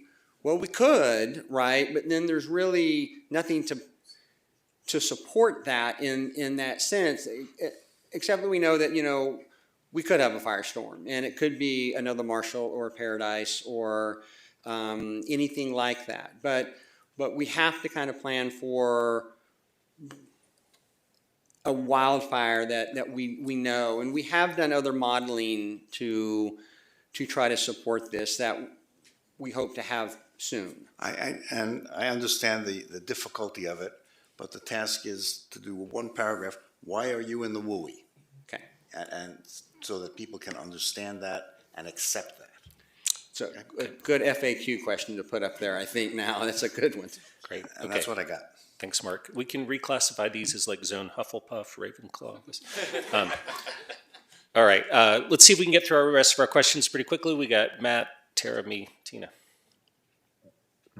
Thanks, Aaron. Yeah, I'll try not to make any Harry Potter references here on out. So Mark went in larger direction I wanted to go, and so I maybe won't dive too far into it. But my question kind of centers around what's the substantive difference between what we're doing tonight with the WUI code update and what we'll be discussing in July at July's water-wise landscaping wildfire hardening update and pending ordinances? Because I'm trying to just mostly understand the scope here of how much do we want to press and cram into this, and notwithstanding all of the tremendous work that's gone into creating this WUI code update from all the departments, I just want to know, is there other opportunities for us to tweak and modify and add, and is that the plan later on? So I just want to know the scope so I know where to draw the line for this stuff versus what we have in our back pocket to sort of work on going forward. Sure, I can take that one. So the building code is really focused on structures. We obviously have this explanation about things that affect structures, like the fences and decks and the non-combustible zone, which kind of gets out of the typical realm of a building code. The land use code is all about sites. And landscaping, that's where all of our landscaping standards are. And so that's why you don't see a lot of detail about the landscaping in the building code, because that's not really the appropriate place to have those kind of regulations.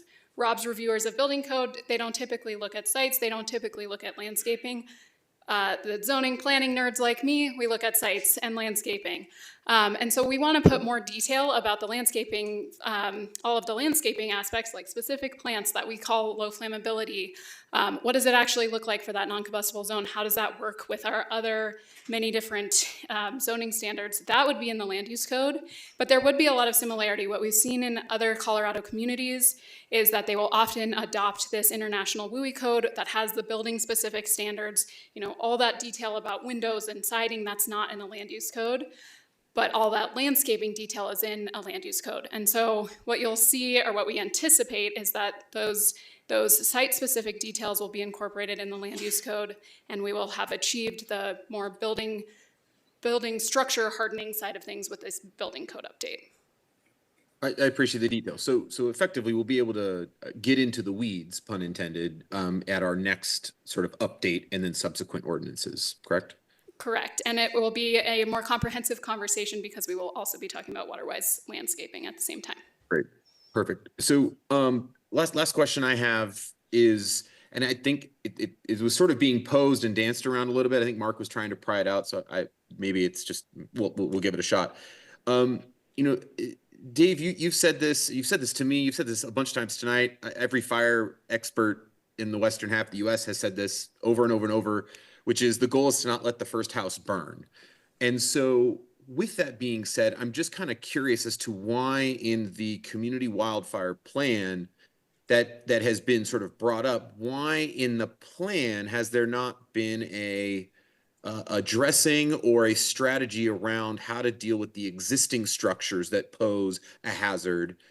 Because if the goal is to not prevent the first houses to burn, then I would imagine there would be a strategy as to how do we bring those into compliance. So I'm just trying to understand the how, and that it puts council in perhaps a unique predicament to that we have to now make a policy decision to add something that probably should have just been part of the strategy to begin with. Whether or not we could do it and in what way is really irrelevant, but largely probably been part of the strategy. So I'm just trying to understand the why and the how.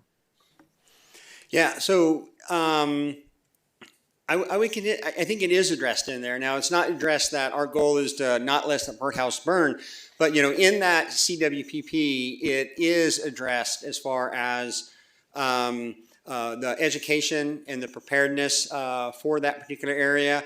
We talk about the detailed home assessments that we've mentioned several times in here. So that that whole area in there where it talks about fire adaptive community and the resilient landscaping and that safe and effective response, all is addressing trying to prevent that first house from burning, right? That is the plan. But what I would, I don't know if remind you is that the CWPP is not an ordinance, right? That is a plan or a strategic plan that we have within the city and Boulder County has as well to work together with us. So when we start talking about some of the other stuff, like in some of your hotline memos that you have brought up, those are good, but those are very much more detailed, specific ordinances that would need to be addressed separately from the building type code issue. And I would also, personally, I would also kind of look at and say they almost need to be separate from even the water-wise landscaping standards, because they go much more beyond some of that as well. So I'm 100% for talking about that. I mean, I don't think right now, but I mean, obviously bringing it up and discussing it in more detail. And I'd welcome it. Wonderful. No, I appreciate the context and sort of where that fits in. I too was struggling with where to fit that in the greater scheme, but that's really helpful context. So I appreciate you bringing that up, and hopefully we can bring that up here in due time and really bring that about. So thank you for that. And I've got hands from Brad Mueller and Chief Calderazzo, so we got additional answers. Chief, do you want to chime in? I would appreciate the opportunity, Council. Mike Calderazzo, Fire Chief. Hope you can hear me all right. I just wanted to say about the Community Wildfire Protection Plan, it's not typically normal for it to recommend things that are going to have broader policy implications and take that away from the local jurisdiction. So that would be entirely up to Council. We're talking resource allocation, some additional implications for homeowners and property owners. And so you wouldn't normally see that kind of thing just come forward as a recommendation, or at least it would come forward as a consideration for Council to adopt. And we have talked about it, I think, in the past, the implications of the adoption of the shake shingle ordinance and how much that was a big deal to the community, and giving plenty of runway for folks to be able to do that over time. This is a little different though when we're talking about implementing WUI code changes, because there's an enforcement piece to it. And then even when you do enforce it, you have to go back again, like any maintenance code, and continue to enforce it. It's not a one and done kind of thing. So there are huge implications with that we'd want Council to consider carefully, and certainly the CWPP would want Council to be able to really deliberate that. Great, thanks, Chief. Matt, you good? Okay, Tara, and hopefully the rest of the questions we can ask them quickly and get them answered quickly. So we're way over time. Tara. So just to be clear, timing-wise, I know we're looking at the sky, but actually we shouldn't be, right? Okay. Let me look at Mike. So just to be clear, timing-wise, today is only this small section. July is going to be, well, let's say we want to talk about, for instance, junipers and not allowing junipers on already existing properties. Is that for July as well, and other ideas that we would come up with?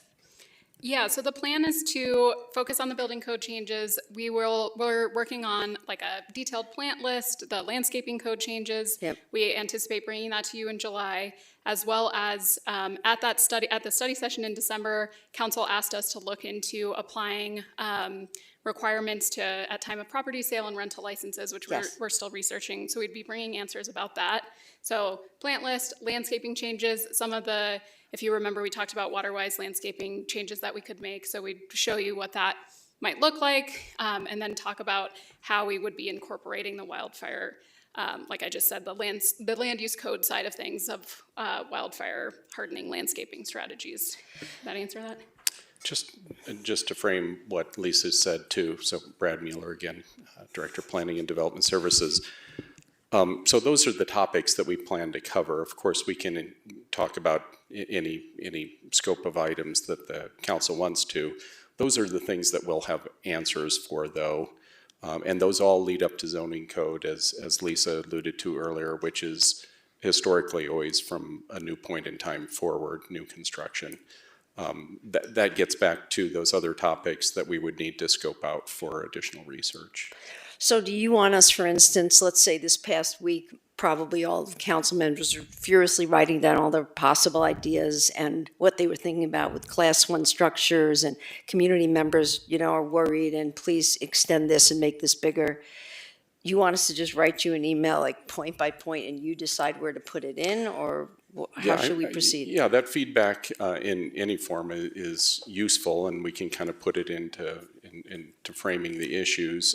And to be real clear, the various questions and feedback that we've gotten already, we recognize those as, and you did that so potential fast, ones. So we'll continue to keep a running list of that, but just emphasizing that kind of is a topic in its own right.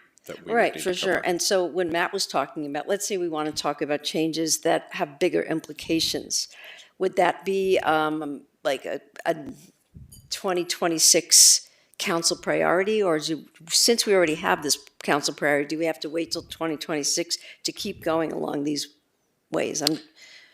Yeah, I mean, it certainly could be. I think that gets into the trade-offs that Nuri often speaks about. I mean, we can always trade out things, but it is something, as Dave, I think, just alluded to, we would want to, or actually the chief just alluded to, about we would want to make sure to give you all the information and implications around right, because they're like hard that. Decisions and they're multifaceted. So that's the only question I have. Everything else, it's too long, so let's move on.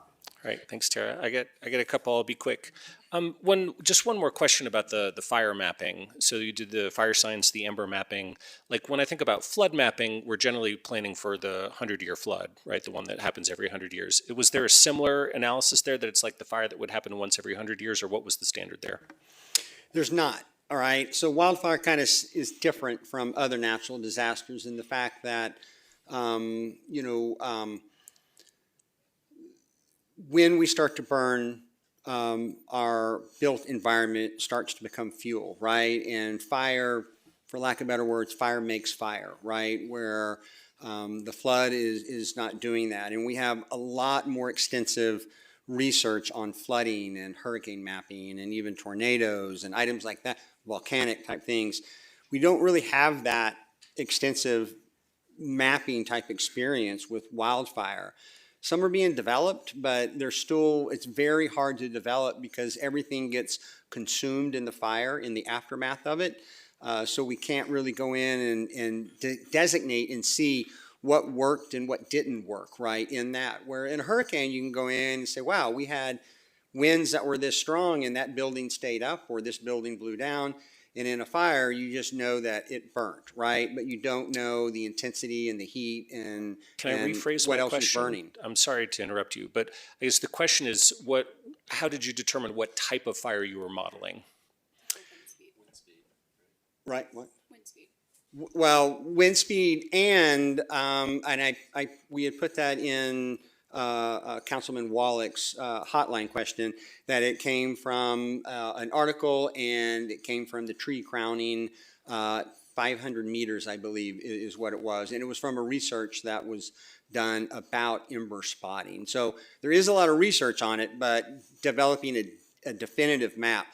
I would tell you, not to give all the secrets away, we did several mappings on this, right? And it was in each one was just a little bit different, right? And so we were trying to kind of figure out what really we thought matched and best, not necessarily worst case scenario, not the least case scenario, but what really kind of fell into that type of concept of what we think would meet the need. And we also pulled in, obviously, our experts from our wildland division to kind of see what they've seen over time and put some experience in that. For a non-expert, fire expert, I think the translation is that it is kind of similar to the idea of a 100-year flood, like a typical event rather than an extreme event, if that helps. Well, you've muddied the floodwaters for me there. Because I think like a 100-year event is a pretty extreme event. Yeah. So But do Sorry, you have I'm any? just saying it backwards.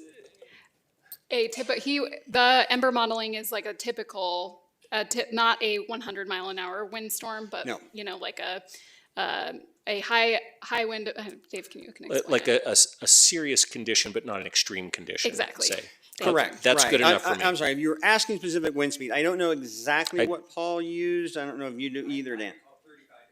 35 to 40. Our other model that we just had commissioned was at 98% came from NOAA, historic records from a 10-year, I think, and from the Western Climate Center. And that was at 98% was 25 miles per hour, and 100% of the time was at 50 miles per hour that we have modeled on the one that we should have the results pretty quick. Got it. Okay. Thank you for that answer. I appreciate it. And also just thanks for all the extraordinary work that you all have done to get us to this point. Just a little bit more on the thinking about the Zone 3 and the multifamily situation. In thinking about that, I'm just wondering about the non-combustible zone and what's allowed there. Like, can you put a clay planter with a flower in it?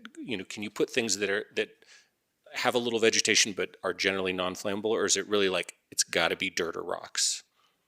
Technically, by the definition, it is no vegetation in that area. So even if the vegetation is in a planter or pot, we would say that should not be in the non-combustible zone. But like something metal, like a sculpture, you're fine, but no vegetation. Correct. Okay, gotcha. And in terms of then that next zone, the 5 to the 30 feet, the low flammability, you all are still putting that together, like in terms of the plant. Like, do you have a sense of what kinds of plants would be allowed in that zone? Yeah, so that Colorado State Forest Service report that Dave mentioned has kind of the main features of low flammability plants. We have, I think, 8 different departments working together to create the plant list that will have more detail about which plants and which trees would be appropriate in that area. And we are trying to think of it more cohesively as things that are wildfire resilient, things that support pollinators, things that support water-wise practices. And so it is a pretty comprehensive list that we will come up with, as well as we're trying to provide guidance for people. If I can't plant a juniper, what's an appropriate thing to plant in that area? Great. That sounds awesome. I look forward to seeing that list. If we adopt this tonight and the new map, and then somebody like in a month wants to apply for a permit, what would you say to them about what they could put in that zone? So the plan is that although the other international codes go into effect on August 1st, so we planned that if the international WUI code is adopted, it would go into effect in August. And then we'd be coming back just in September and October with the land use code changes. So it'd be a very short period of time before we'd have the more detailed plant list. And in the interim, we've put the Colorado State Forest Service low flammability plant list. But based on our permit numbers, it's not many permits that will fit into that, will happen during that interim period before they have more detail. Got it. And when you have a minute, do you mind just sending around that list? Like no rush, but the Colorado one. Yes, That'd definitely. be interesting to see. Yep. That's all I got. Tina, then Ryan. Yeah, super quick. Do we currently offer the wildfire assessment program or service? Do we offer that to all homes in the city of Boulder, or do we prioritize those that are in zones 3, 2, and or newly 1? Yeah, a detailed home assessment is offered to anyone within the city limits of Boulder. And so is the rebate also available to anybody? The what now? The rebate program, or you offer a little bit of money to help people attain some of those? No, I believe the rebate program is only intended for people within the designated WUI. And what is the definition? Oh, I'm sorry, the Wildland Urban Interface. Yeah, and is it the red one? No, it's the red plus orange. All of it. All of that, red, orange. Well, currently that's it. Okay. And that's what's being proposed. And then it would extend to the families, to the homes in the yellow would be the rebate, but the other homes not in this would not be able to get the rebate. Correct. And I would note that I mentioned that we had the pilot program and they're trying to restart the program for this year. And so they are relying on having a new map to establish eligibility for people to get those grants. Okay, and do people closest to the open space in the red, do they qualify for more money? No, it's the same. Regardless. Okay, and then in the low combustible 5-foot area, is irrigated turf an option in that, or that's also a no? That is also vegetation, so that's also no. Just checking.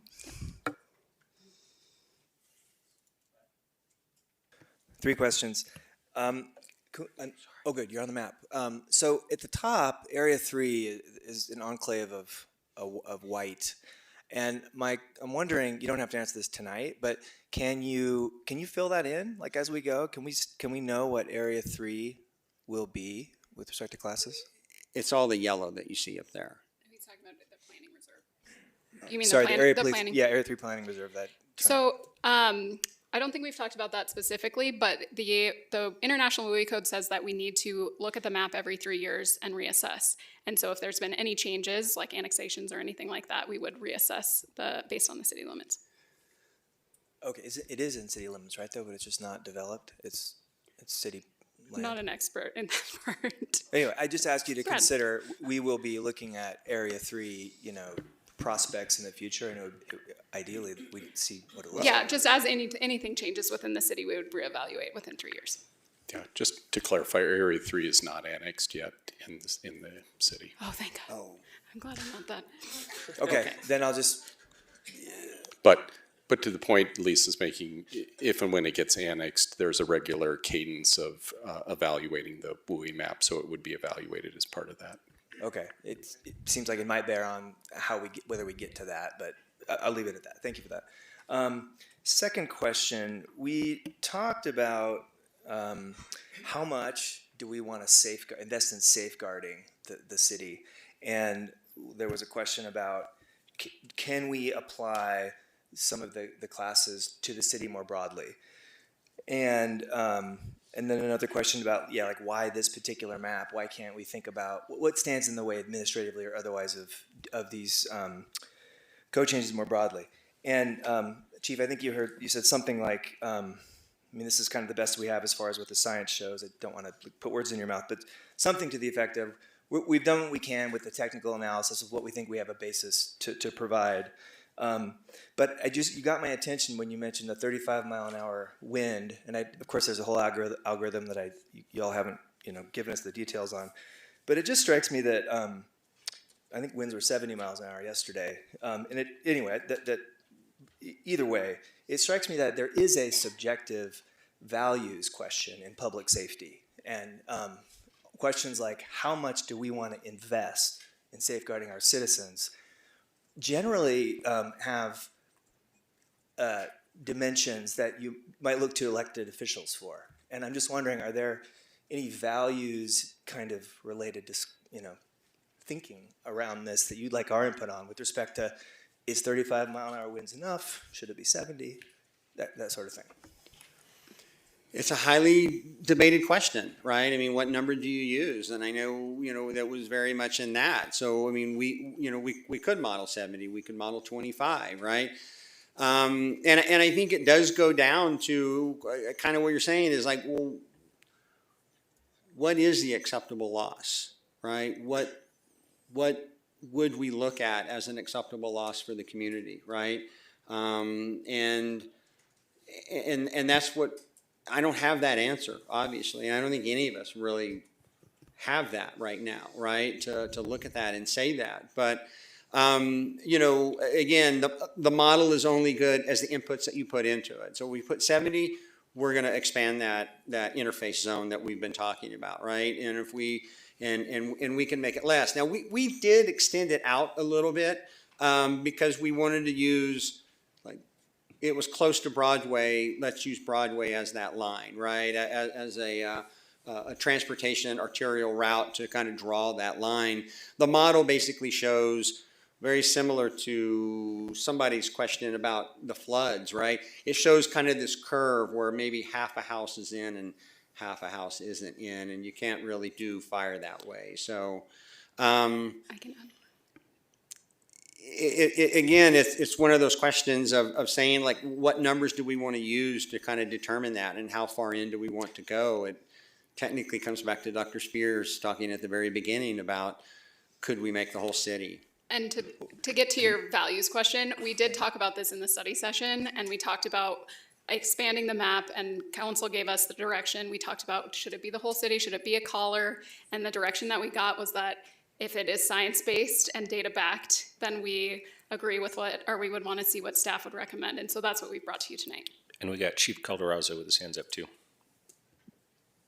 Sorry, I wanted to jump in real quick again. Again, Mike Calderazzo, Fire Chief. Just wanted to answer your, just in terms of philosophy, the general idea that we've been using is the 35 to 40 mile an hour wind events, which have been far more frequent than, you know, the Marshall Fire obviously was, I won't say once in a lifetime event, but it was definitely way beyond what any of us expected. Obviously, we could plan for that, but we don't typically build our entire response resource and infrastructure around those things, because that would obviously bankrupt us. So we stick with the more frequent event around 35 to 50 technically, 35 to 40 normally, but that's kind of what I hope answers the question a little bit.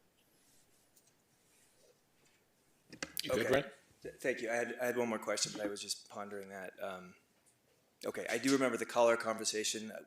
We didn't have a, you know, sort of like a menu of, you know, here's what a medium investment looks like, here's what a big investment looks like, and here's what a big one looks like and what you get for it. So I'm still kind of thinking about, it feels to me like there's maybe some values decisions that I suppose have been presented to us. So I'll move on. My third question, on the 5-foot non-combustible zone, so understood that the draft proposal would prohibit vegetation in all forms, including vegetable gardens with a very low profile, such as ground crops like lettuce, underground crops like carrots.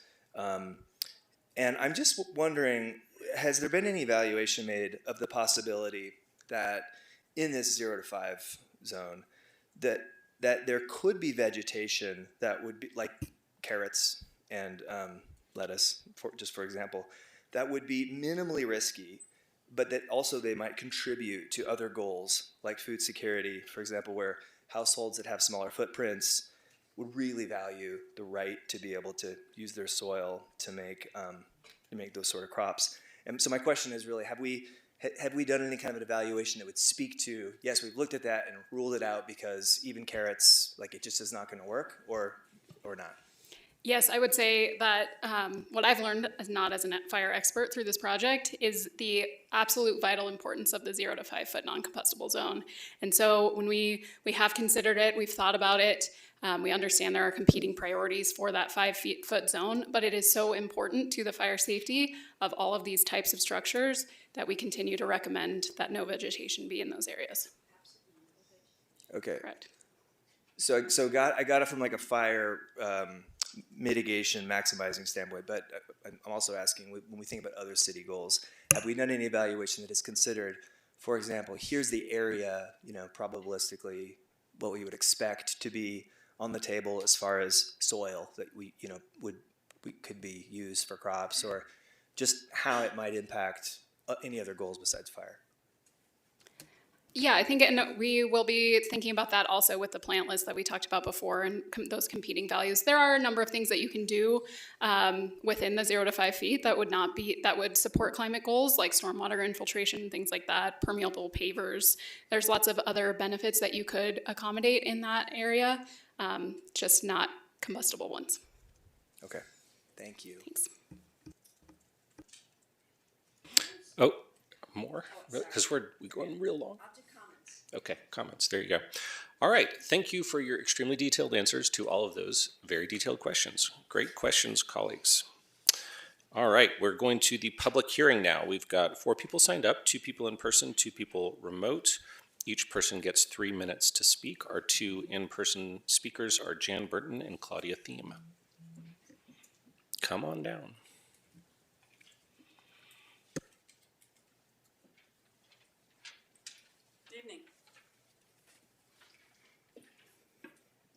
How do you do this? Actually, we have a 3rd in-person speaker. I'd like to commend staff, who's done a good job on this ordinance. I won't be as complimentary of council. Your leadership in this matter is glaringly absent. 4 years after a disastrous fire in our own county, we introduce a code that will improve properties at a rate of 1.2 per year. Consider that the Insurance Institute for Business and Home Safety says that 70% of homes must be upgraded to withstand embers and flames to get community protection. 70% of the entire city. Council's own strategic plan for 24 through 26 indicated strong support, quoting, priority action to expand efforts in preparedness and resilience strategies, including the completion, socialization, and implementation of community wildfire protection plan for all community members, all.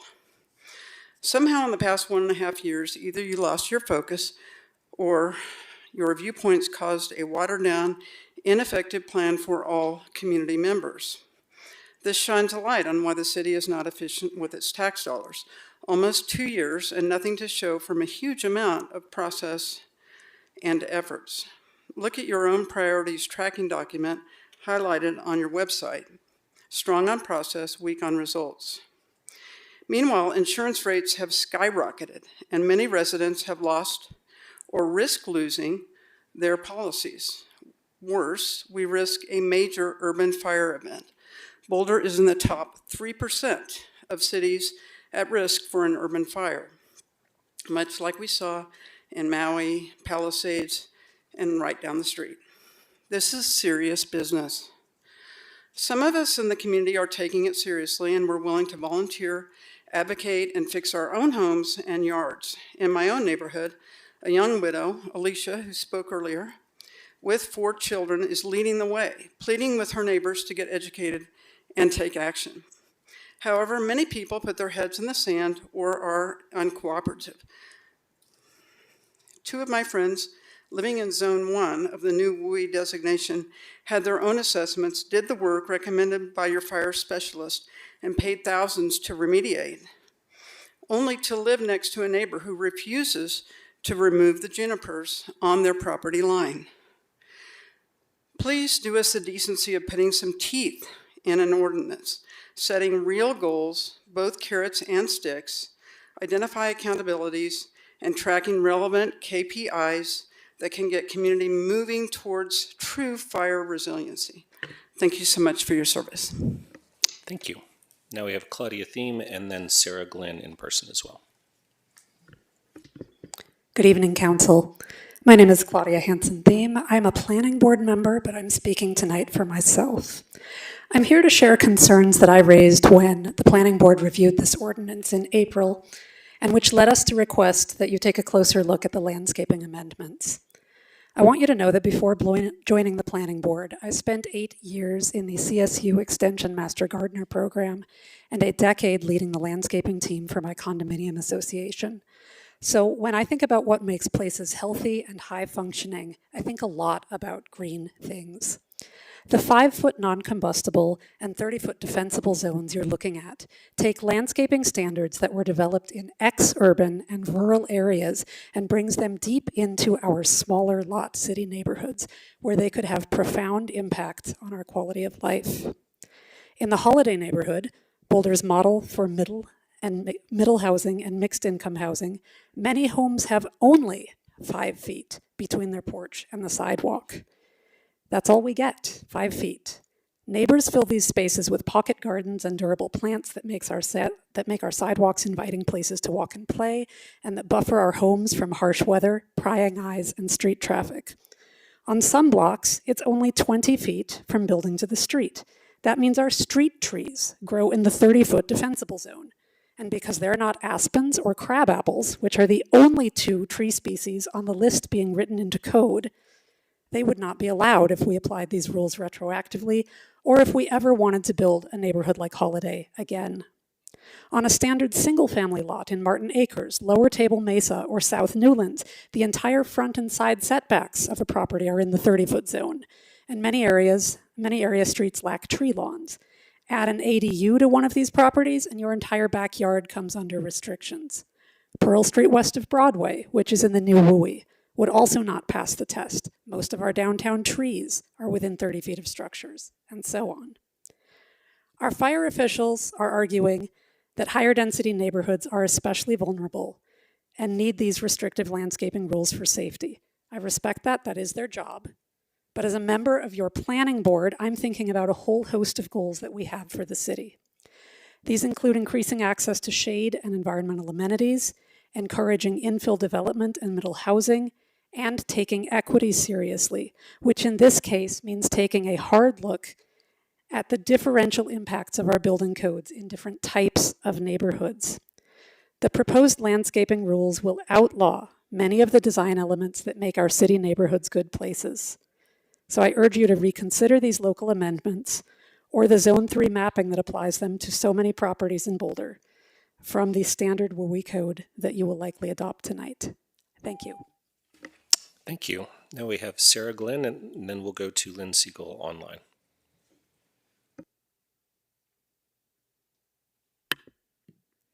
Okay, yeah. It's fun to be over here. So I am on the Boulder Open Space Board of Trustees, and I'm here tonight as a private citizen. I have lived in Boulder for 26 years now, and I've spent 23 of those years in the WUI. I care very much about equity. I care about jobs. I care about the environment. And I know that all of these issues intersect here in this conversation. I know that you all care about these things just as much as I do. There is a lot that is actually included in the code. I want to be very clear. I've spent over 100 hours this past month reading through these documents, reading different research, talking to interest groups, including people in the fire department, people all over the city, for better or for worse. People are starting to know me. So I do feel like I'm coming with an informed perspective here. And actually a lot of the things, I think there's some confusion. So I would warn against some of that confusion. And in particular, what we are talking about with the code changes today, if you recommend them, it does include defensible space around the home. Now, what can we put in the defensible space? That's a topic that we can continue to explore. And certainly, it's not an all or nothing proposition. What I would say, let me go to my notes because there's so much I want to say, and I have not as much time as probably things that I could cover. This is a great code. It does actually align with the national standards. You guys have done a great job of creating this code. I think the main issue to consider is that when you had your study session in December, we were living in a different world. The LA neighborhoods had not burned down. And we were expecting for our federal government to provide a lot of support in the case of an emergency. And we were also expecting to have a lot of funding as a city that may be drying up soon to help support education and outreach. So the thing about this code, this building code, is that it's falling into the building code world where usually it makes a ton of sense to do this for new homes. The purpose of this code is not just to protect individual homeowners, it's to protect our city. And I got my calculator out. I have my 12-year-old sitting here with me, so I had him help me. If we go at 131 homes per year, it will take us over 60 years to get to the 70% recommendation that is coming from the same organization that you cited. We are using, I'm always terrible at acronyms. But we are using the insurance industry standards. It's IBHS. And so we're citing those studies already in the foundations that we're laying for this code. Darn. Okay. Time's up, but thank you. All right, our one virtual speaker is Lin Seagull. Where's my timer? The city of Boulder put a condenser on the side of my property, blocking the side yard setback, and then they dropped me from the program that I was eligible for, that they were administering in retrofits. This was part of a retrofit. And that dropping me from that caused this huge condenser that they were putting in there because when they drop me in the middle of the program, they don't even need that big condenser because they were going to put that condenser for a coil, it's called, and it was going to be in the second stage in the spring, and this was done in November, and I haven't even used any of the stuff. They want to electrify my place. So they put this thing there, then they dropped me from the program because I exposed David Hashimanji with the county as doing an unethical thing 10 years ago, and I was being gaslighted. The unethical thing he did was that he forced one of the vendors they offered through their retrofit program then to do a solar install under adverse conditions that would have hurt the vendor because they have to meet their guidelines. And I revealed that, so then I got gaslighted out of my own retrofit. So they put this giant condenser there. I didn't even know what was going on. They put me up for $500 for 4 days. They probably could have easily taken 1 or 2 days to do my job. They spent $25,000 putting in an air handler that's 30% less efficient than a simple mini split for $7,000. So they wasted the taxpayers' money. The whole thing is a complete joke. They put in a hot water heater in my kitchen living room that makes a loud electronic buzz hum. It's just, they put a mini split in my dining room and it heats up my dining room, but I don't use my dining room. So you got to talk to people, but they didn't do that. Then they told me, oh, you should be happy, turn up your heat. They're telling me, turn up my heat because I get this free public assistance onto my Excel bill. But then I find out, because I'm very conservative, I'm saving for climate change for my kids. That's where I spend my money. So I stay at 54 degrees. As a result of keeping my heat low, they're telling me to turn the heat up through Excel. It's a disincentive for me to turn my heat down because I was dropped from the money that was when I reached $500. Then they dropped me and I lost $1,000 and $1,010 Your time is up. Thank you for your testimony. Okay, that brings the public hearing to a close. Thanks to folks for speaking. I'm going to bring it back to council. I just want to point out a few things. We're over time, and we have another agenda item, and there's some young people waiting to speak to us about that agenda item.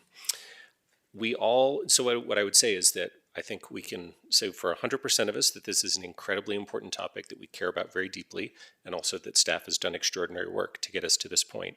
So what I would encourage my colleagues to weigh in on is there any change that you would like to see? Because I think we're probably generally interested in mostly moving forward. So I would just say, rather than all of us give a long speech, does anyone want to propose any differences from what we have in front of us? Tina. Yeah, thank you for staff for all of the information and for taking a science-based approach. Sometimes it feels today that science isn't trending, so it was nice to hear that this evening. I don't think this is part of the code, so I'm already breaking Aaron's request, but I would love to see some incentives for accelerating meeting these guidelines in zones 3 and 2, and then eventually 1 as well. I think it's really important. Oh yeah. Oh, yeah, okay. Red and orange. And then I just think we can do more. And I think that if we approach this and we work hard to make sure that this is a shared community value, we believe in fire resilience. I know that people don't want to lose their homes and they don't want to make it so that their neighbor loses their homes. I think we're in this together, and I think when people realize that it's not that hard, and if the city can help remove barriers to implementing these changes through sourcing materials or making it easier to find, creating plant accessibility, I think we can meet those goals faster. And I think we should do everything we can to do this. I also hope at some point, we did a lot around pollinators and creating little signs that certify you as a pollinator garden. I'm hoping that I can put a Firewise sign in front of my house and spread the word with my neighbors that I'm doing what I can for what will inevitably be a terrible fire. I mean, we just know it's going to happen. So I'm really thankful for this presentation, and I look forward to hearing more. Thanks, Tina. So that's a suggestion for going forward, but not a proposal for a change of what's in front of us. Did you have something, Mark? I'm also going to make a suggestion for going forward, but not for tonight. Okay. Okay. Throw it out there. I don't think at the end of the day we can have a program that doesn't address the conditions on 99% of the properties in the WUI. We're not going to do that tonight. We're not going to do that in the very near future. But I do understand why people are very concerned with it, and I think we need to begin to address it. Obviously, staff is going to bear the burden on this, and I would ask them to look at the various proposals for changing conditions on properties that currently exist, which ones make sense, which ones don't make sense. Is there any validity to the juniper issue, or imposing 5-foot defensible barriers around existing houses? I don't know the answer. You will probably know the answer, and I'm asking you to take a look at that. I would ask you to look at which areas are going to be a primary focus. I'm going to start with the red homes, red and orange, red, orange, and yellow, whatever combination you like. If we do something, what's the appropriate time for compliance? 10 years is too long, 6 months is too short. I think you need to tell us what is feasible. Last 2 points. Community outreach is going to be absolutely critical. The requirements we may ultimately impose will cost money. The community needs to understand what we're doing and that there are valid principles behind each action. And last, not everyone can afford to do the work we will require. We must have a funding mechanism to assist those who need it. How's this to be done? Sales tax, property tax, some form of fee? We definitely need to create a new pool of money to assist in this work, and in the context of flat or even declining tax revenues for the city. I'm hoping staff will be extremely creative on that. Listen, I hope we can begin the work as quickly as possible, as time is of the essence, but we need to move forward with thought and act with intention. And it could have been longer. Thanks. It could have been, but thanks for those points. I get Tara and then Ryan and then Nicole. First, I want to thank all the community members that reached out to us and all the phone calls we had and meetings. They were so appreciative. I'm so appreciative of it. That didn't come out right. I must be really tired. I'm very appreciative of the amount of outreach we got, and I just want you to know I'm listening. I'm sure we're listening, and the only thing I want to add to what Mark says is I don't want to wait as long as it seems we have to wait for the red and yellow properties. People in the city are very worried about it, as you can hear from the speeches and all the emails that we got. So I'm hoping that we can move things quickly, relatively quickly for a city anyway. Okay, that's it. Thanks. Thanks. Ryan? Okay, I'm really grateful for all this work, and I know we could keep adding to this forever. So I'm saying this with some restraint. I would like to see some more analysis on this question of within the 5-foot combustible zone. Is there a case that we could look at that considers, or is there a low risk, a very low risk way to have ground and underground crops that would provide value that we can understand would be important for the community, perhaps in particular settings such as compact multifamily settings, and just have something to look at for council to see and to say, this seems like something we should pursue or not. I will happily back off of this if we can see it, but it just feels like there's something there that we ought to be really looking at. So if you have a 4-foot by 10-foot vegetable garden, you can have carrots from August all the way through December, for a meal a day. This is really meaningful to be able to use the land. And of course, it's only probably on the south-facing side anyway, and so on. So I won't go into the case, but I would love to see just a little bit of analysis to really prove this out and show that in fact the science says this is a bad idea and it doesn't work for us. Got it. All right, I'll put that in the hopper. I got Nicole and then Lauren. Thanks, and yeah, mine was also just as we move forward with this work, So I hear you on, especially with this non-combustible zone, that we're really looking at the science and trying to follow that in terms of the risk that we're facing and how we can mitigate the risk. Also, I hear you that this applies to new construction, not to existing neighborhoods. So where I'm just a little bit concerned is how we've done the engagement process with this one, especially with the people and the businesses in the expanded WUI area and in this class 3 area. And it feels like a missed opportunity for education and buy-in that I hope as we move forward with the landscaping and all the future work, we can just do this a little bit differently. So for example, the postcard that went to everybody a week ago didn't have a link or instructions to sign up for the public hearing. It didn't state the practical implications of the changes in terms that most people could understand. And so as we move forward with some of these other changes, I just like us to be inclusive of some of the different housing types and the people who are in these areas, especially when we're making changes to who is in these areas and who these rules apply to. This could be as simple as using visual examples that show what the changes look like for different housing types. The way that humans work when we don't have a mental picture, we tend to fill in the gaps. And so I think just showing us what this looks like can go a long way towards some engagement there. Using really practical statements like if you're replacing your fence, you can't use wood. That kind of thing. I think we can use these opportunities for education because we have to get the entire community to buy in to really mitigate the risk, especially in these denser areas. And I think just doing a deeper engagement, it aligns with our values of inclusion. It's also going to help us go farther to minimize risk across the city. The more people we can bring into these conversations and partner with them to find solutions and address their concerns that they have, like not being able to have vegetables or potted plants or things right next to their home, if that's the only space they have, we'll find better solutions if we're talking to the people who are going to be most impacted by these and who haven't had to think in these WUI worlds before. Thank you, but thank you for the work. Appreciate it. Thanks, Nicole. Lauren? Thank you. It's clear to me that our highest risk areas are structures in the zones 1 and 2 are the WUI zones that need really maximum effort. They're our sort of first line for our community. They're most likely to catch fire, and also because of their slightly larger lot sizes, they're where our mitigation efforts will be most effective.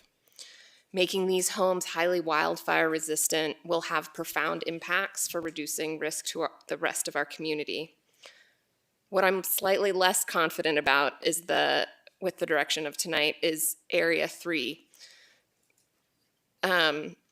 Community buy-in is such a critical component for making this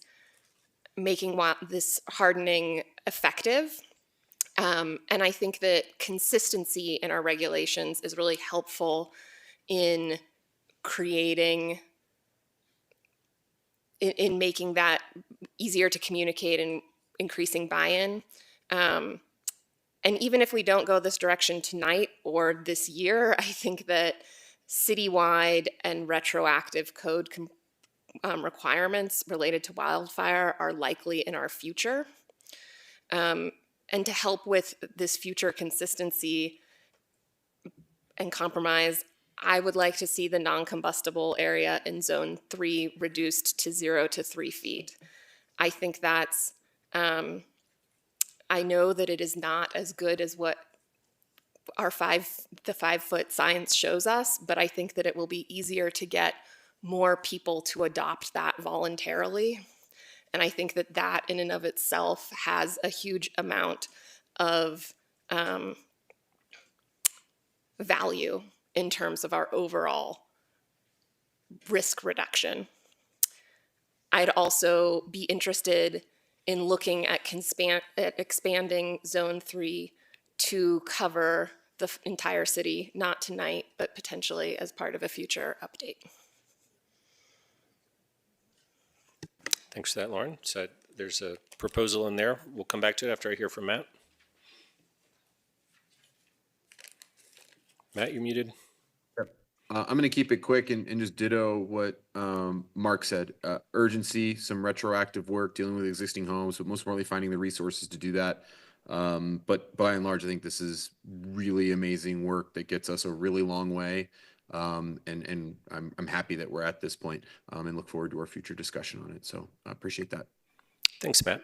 And I'll just echo what Matt just said and others about the importance of acceleration and looking at things like the junipers. What are the low-hanging evergreens that we could make quicker progress on rather than slower? And so would invite a look at some retroactive requirements in those kinds of areas. But I do want to share concerns from people who have been kind of coincidentally over in this direction about the impact on multifamily housing in Zone 3. And so Lauren pointed out the combustible, non-combustible space issue. And my concern looks a little bit more to the low flammability area because like in the Holiday neighborhood where I live, I think pretty much the entire neighborhood is within that 30-foot range from building. Like I don't think there's maybe a couple places where there are 50 feet between buildings. So if as our one testifier said, if the only things that are trees that are allowed in that area are aspen and crabapples, that would be a dramatic change to the character of a neighborhood like that if it happened in the future. Now I know we're looking to see what the plant list would be, and that's not done yet. But without knowing what that's going to look like, I'm getting concerned about imposing that requirement for all new developments as well as for additions in existing neighborhoods. So I might look to you. I mean, could we maybe pause that requirement until we finish out these next phases of work and getting the plant list together, and then also the water-wise landscaping work that we're doing? Sure. Actually, this is a good opportunity to clarify something that was mentioned. So the low flammability plant requirement is 5 to 30 feet, but it's or the lot line that comes first. So street trees, things like that would not be required to meet that. So it's just whatever's on the actual private property. So if there's a 20-foot setback, it's only the 5 to 20 feet, and then anything beyond that, if it's in the street, would not be subject to the low flammability plant list. That wasn't your question. And I did actually know that, but it's good to clarify that. So thank you for doing it. But internal to a block, like my block, I don't think every single bit of land is within that 30-foot. Right. We could yes, you could make an amendment, or you could include an amendment to the ordinance that would essentially strike that low flammability plant requirement from 5 to 30 feet in the meantime, and then tackle that with the land use code. Okay, so that I'll put that out there as a suggestion. Would be for the time being to in the Zone 3 to strike the low flammability section. So I'll put that concrete proposal out there, or green proposal. Ryan, you had something about looking. Do you have like a request that they evaluate the possibility of maybe some low danger? Yes. Gardening. I guess I'm not sure the right procedure, but I'm just interested in some kind of analysis that would show a consideration that if there are in fact a category of very low risk plants that would be again like crop or ground crop or underground crop. And then secondly, is there a social value in us permitting the right to grow those crops on the soil? Just kind of show us that. And maybe it's as simple as saying the science is clear that tells us that even turnips and carrots are just as bad. And also this, the food security issue, it's only this amount of area. But that's something to, I guess, spell this out in a little bit of writing or analysis. For us to really be clear that, the 0 to 5 foot zone should really have no vegetation at all. Sorry, that's not a very succinct way to put it. Just a little, as I'm repeating back, is it a little show the math on the vegetation issue?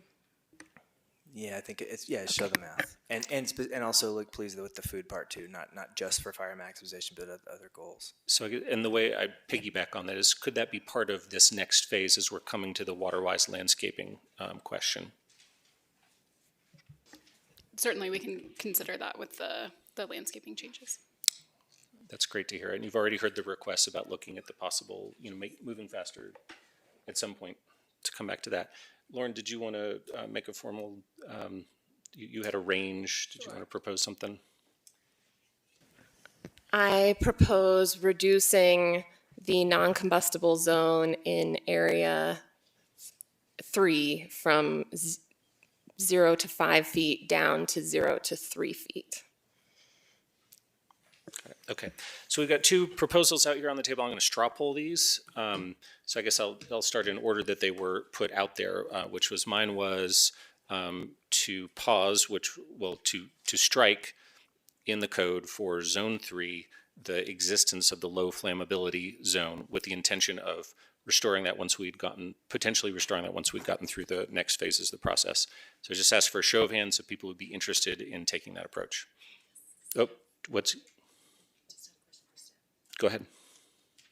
And my question was, given it's 9 o'clock and this is kind of the first year, I'm just curious about your quick take on this. It's always hard for me to make changes and decisions late in the process when I don't have your guidance. I think because we already have a 2-step process, we have an opportunity to revisit this fairly soon. So it'd be fairly simple to just strike the 603.2.5, which is fuels planted in defensible space, or specify that it only applies to classes 1 and 2. We can revisit it later. Brad might be adding more. No, that's correct. I just wanted to remind council too that we are looking at a 3rd reading, so we would get that stricken exactly for that language, if that's the will of council. Okay, so all in favor of that one, just raise your hand, physical hand. The one we were just talking about, the flammable space, the low flammability 5 to 30 feet, striking that from zone 3 for the time being. Temporarily. All in favor, raise your hand. Okay, I got union 8 on that one. The next one is Lauren's suggestion to change the no combustion zone from 0 to 5 feet to 0 to 3 feet. In class 3, in zone 3. Yes, clarifying question. Yeah, I'm happy to have staff look at it, but I'm a little reluctant to make substantive changes on the fly. I'd like them to tell us if that works or is a good idea. Yeah, and to colloquy, I see, from all the reading that I did, colloquy, from all the reading that I did, 5 feet seems to be standard. So what do you think, staff? Definitely 5 feet is the standard, and I will note that Boulder County recently changed their requirement from 3 feet to 5 feet for every single unincorporated property. And the state code is 5 foot right now. I just want to say I'm okay with 3 if they bless it. We can't, there is no science that supports 3 foot. It's all 5 foot, right? The IBHS, the Headwater Economics, the NIST research and study of post fires. Okay, Lauren has pulled it. Yeah. Okay, well then, Matt, did you want to, because we're almost done here. Matt, go ahead. Nope, I'm just glad we're sticking to the science. I appreciate that, Chief. Great.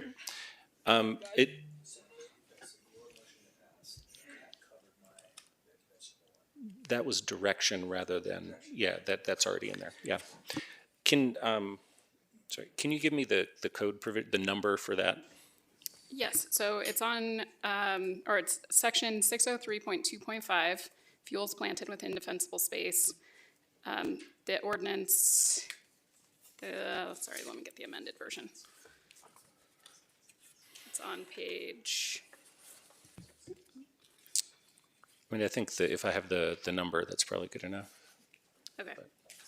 It's on page 14 of your amended ordinance. So it would just be striking or amending that 603.2.5 to specify that this does not apply to class 3. Okay, I'll go ahead and make a motion if people don't mind, which is I will move that we amend and adopt ordinance 8695, amending chapter, Amend and pass, we've got to go to 3rd reading. Thank you. Amend and pass. So I move that we amend and pass Ordinance 8695, amending Chapter 1085 Wildland Code, BRC 1981, to adopt by reference the 2024 edition of the International Wildland Urban Interface Code of the International Code Council with certain amendments, and setting forth related details, with the amendments being those that were sent out by hotline earlier today, and also to change 6.03.2.5 to only apply to zones 1 and 2. Is that a properly formed motion, Teresa?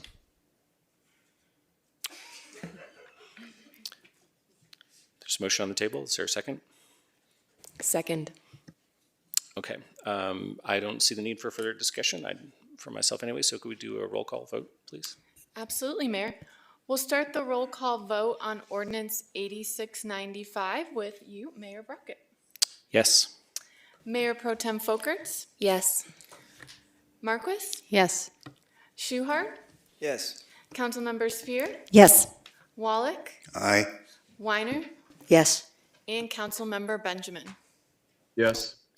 Ordinance 8695 is hereby passed with amendments with a vote of 8-0.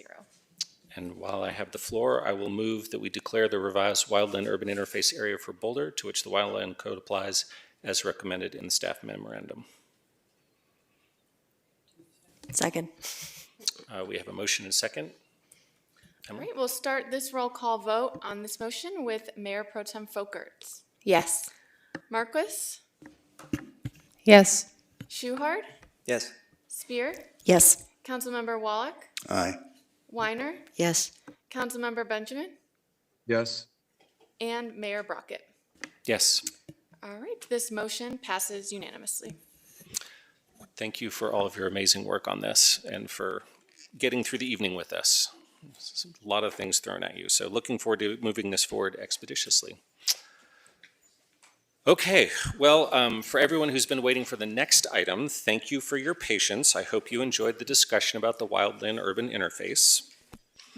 Can we go to our next item, please, Emily? Absolutely. Our next item is item number 6 under matters from the city manager, and that is 6A, Child-Friendly Cities Initiative Update and Draft Youth Action Plan. The next item, Council, is an exciting item, mostly because it is introducing some young people, something that you don't see so often here. It is our update on our Child-Friendly Cities Initiative.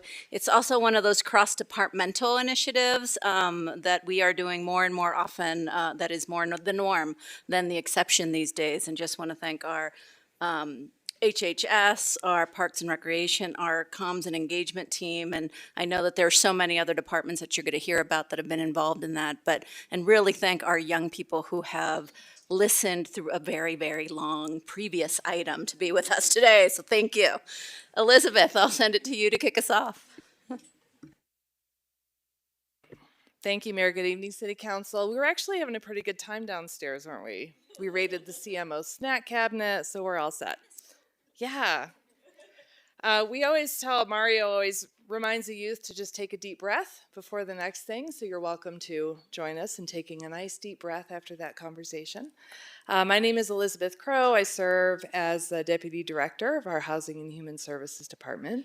So very pleased to be here representing our city staff team.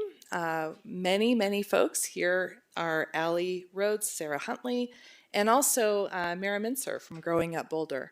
We're just a few of the adults that have been supporting this CFCI, or Child Friendly Cities Initiative, for more than 2 years. And it's a great milestone for us to be able to support our young people here to speak with their own voices about their own experiences for what they're recommending for the Child Friendly City Youth Plan. I will say after the youth speak, we hope that your questions and comments will be directed at them. However, myself, Allie, and Sarah are available to answer any questions if you have them for us. But you're not here to hear from adults, you're here to hear from the youth. So I'll invite our first 2 speakers up this evening. Good evening. My name is Ryla Horansky, and I am the president of the Youth Opportunities Advisory Board.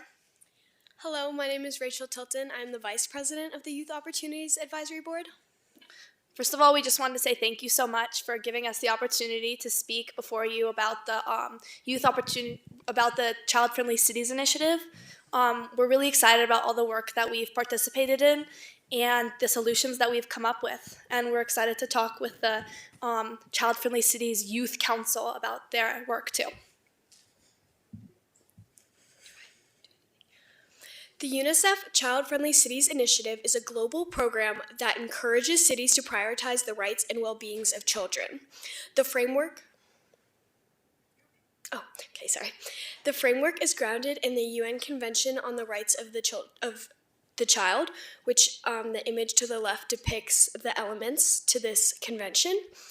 This initiative is taking place in 3,500 cities in over 40 countries, and although it is prevalent throughout the globe, Boulder is among one of the first United States cities to adopt this Child Friendly Cities initiative. So there are a lot of reasons why Boulder as a city joined the Child Friendly Cities initiative, but I think the main reason is that Boulder and its partners, including Growing Up Boulder, have worked collaboratively and intentionally to make Boulder a better place for youth for many years. But the Child Friendly Cities initiative, the framework associated with that, creates a unique opportunity for youth voices to be heard and to be prioritized in a new way. It provides us a strategic youth-led approach to systemic change and better outcomes, not only for youth, but for the entire community. And this aligns with Boulder's values of equity, innovation, and inclusion.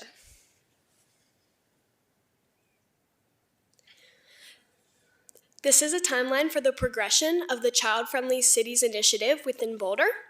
So the Child Friendly Cities Initiative within Boulder began in April 2023 when Boulder officially joined CFCI by signing a Memorandum of Understanding with Growing Up Boulder, UNICEF USA, and the City of Boulder.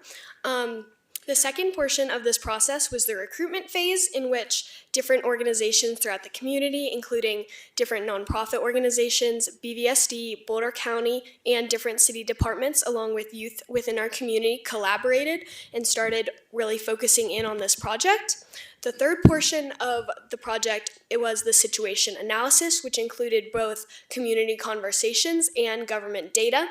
For community conversations, youth helped facilitate and lead different workshops where people throughout the community were able to come and share their voices and opinions about the Child Friendly Cities initiative. And government data involved the City of Boulder staff and Growing Up Boulder managing data collected from other organizations and within the City of Boulder to show the priorities that were most important to our community.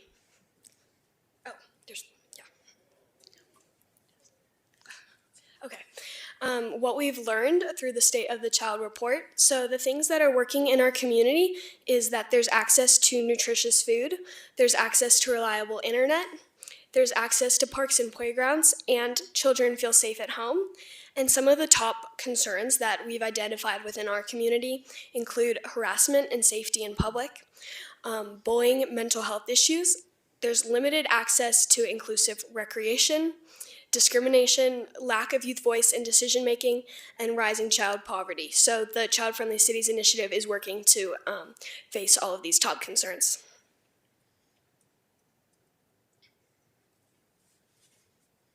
So throughout our outreach, we've reached over 900 youth, over 500 adults, 48 community organizations, and various city departments through different facets of outreach, whether that's workshops or meetings. And throughout that, we've prioritized equity and inclusion. So the ways we've done that is through providing stipends, interpretation and translation services, as well as food and childcare services, so that everyone can be a part of these community workshops. And then this equity has also been achieved through our partnerships with Maya Motion Healing, Yucca Consulting, among other organizations that we're partnered with. And we've prioritized youth voices from marginalized communities throughout the program and within the CFCI framework. And so I want to talk a little bit about a few examples of how we've done that.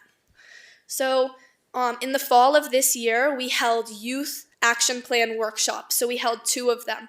And in the first one, we had a lot of adults attend, but very few youth. So most of our data that we gathered from that workshop was primarily from adults and from the youth that were there, not very diverse perspectives. So we changed the way that we marketed the events, and we targeted diverse communities of youth.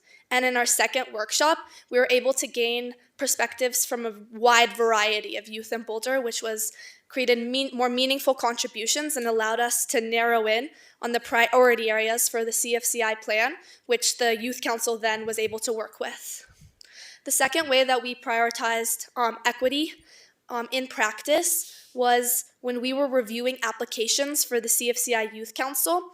Our first pool of applicants was not diverse and did not represent youth as a whole in Boulder.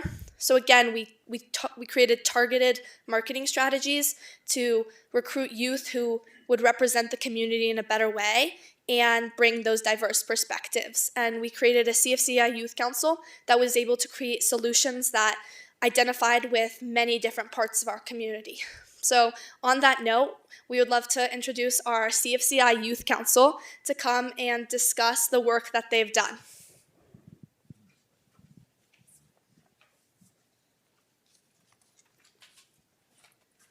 Hi, I'm Lucia Letman, and I'm part of the CFCI Council. Hi, I'm Grayson Michael, and I'm part of the CFCI Youth Council. And you can lower that microphone. Hi, I'm Laurelyn Albert, and I'm part of the CFCI Youth Council. The CFCI Youth Council has 10 members with 4 YOAB administrators, and it's both middle school and high school students, and we all collaborate to work on the different priority areas we identified. For our strategies we came up with, we focused on things that already exist and should be continued or amplified, and also things that could be improved to better serve youth needs, and also bright new ideas. The 3 priorities we identified are addressing and reducing bullying, improving safety and belonging, and sharing opinions with the city, and these are issues that affect youth in their daily lives. The first priority is addressing and reducing bullying. Bullying happens in all sorts of areas like in person, cyber, and also in public spaces. And it's even worse when youth are a part of a community that's already targeted and treated more unfairly than others.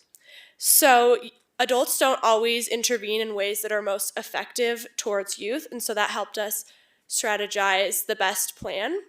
So the strategies we came up with are co-creating new anti-bullying curriculum with students, training youth facilitators, and then educating adults to be effective upstanders, and launching online safety and digital literacy programs. The supports we need for this are funding, school district and youth collaboration, curriculum specialists, and data collection. The second priority we came up with was to improve the safety and belonging in Boulder. Youth feel unsafe in public spaces due to harassment, racism, and drug use. The strategies we came up with include installing lighting and safety infrastructure, perhaps call boxes, providing youth-focused self-defense and confidence training provided by the city, to create multicultural gathering spaces for all ages and more accessible parks, and to launch anti-discrimination awareness campaigns.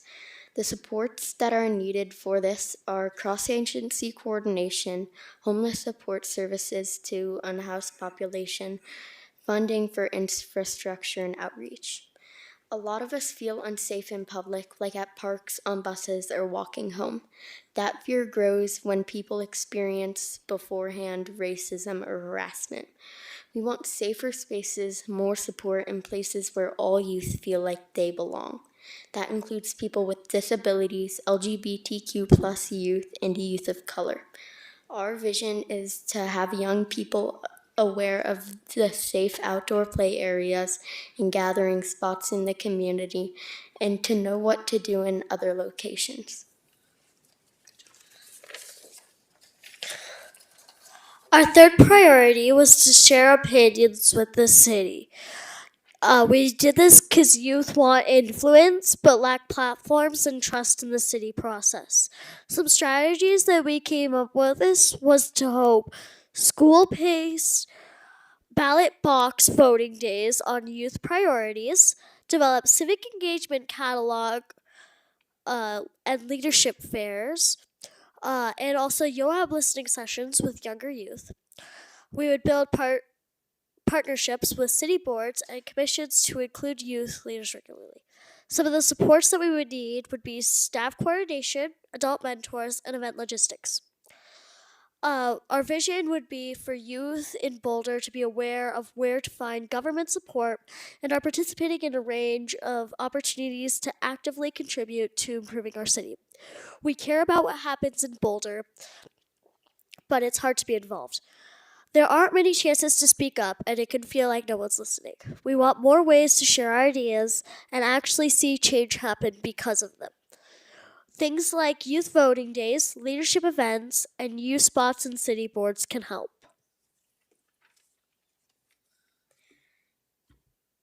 The next steps we will take are to finalize an action plan based off of the feedback we get tonight. To develop implementation, role clarity frameworks, accountability, and evaluation criteria. Submitting our plan to UNICEF USA and to plan our milestone celebration, and to begin our program rollout leveraging $2 million in the funding from the sale of Broncos. We're almost done writing it in the youth action plan. We want your feedback before we finalize it. Next, we'll start putting these ideas into action.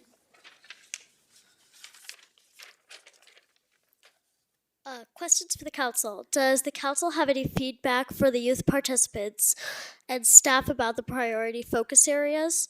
Does the council have reactions or reflections on the proposed action items?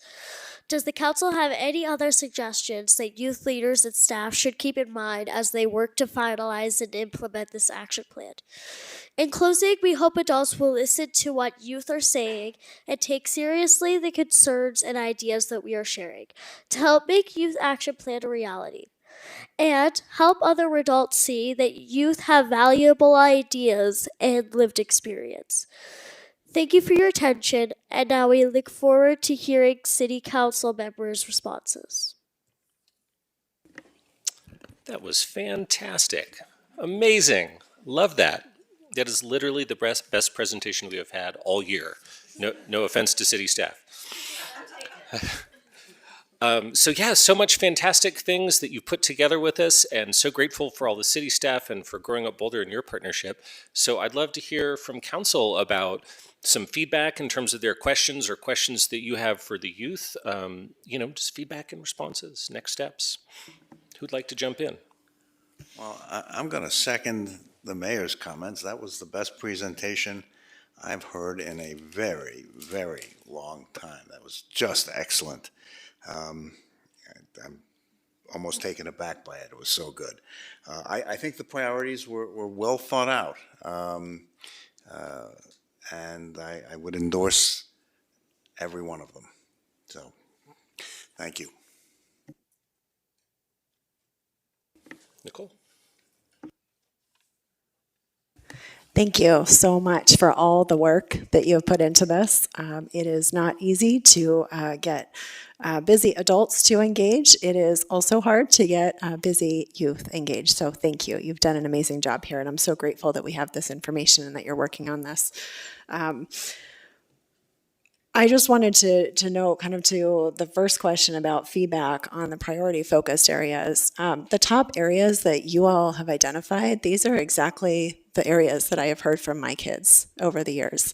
They and so many of their friends have had issues with bullying, with discrimination, with feeling unsafe, riding buses, standing at bus stops, those kinds of things, and just feeling left out of city decision making. So I just wanted to give you the feedback that your priority focus areas are at least what I have been hearing about for the last many, many years in my household, and that even I as a council member haven't been able to fix it for them. And I'm really glad that you all are working on this and making the city better for our kids. Thank you. so glad that you all are working on this. But in terms of the proposed action items, I feel like you're hitting a lot of the right ones here. One of the things that I was curious to hear your thoughts about, there are other cities in the country who have started lowering their voting age for local issues. So not for national elections or anything like that, but local issues to 16. And so I was just wondering, is that anything that you all have thought about as a strategy that we could use here to help youth feel more engaged in city decision making? I think that sounds amazing. I think that's something that all youth in Boulder would like to see. But I'll add to that, in our discussions, we haven't specifically touched on that topic.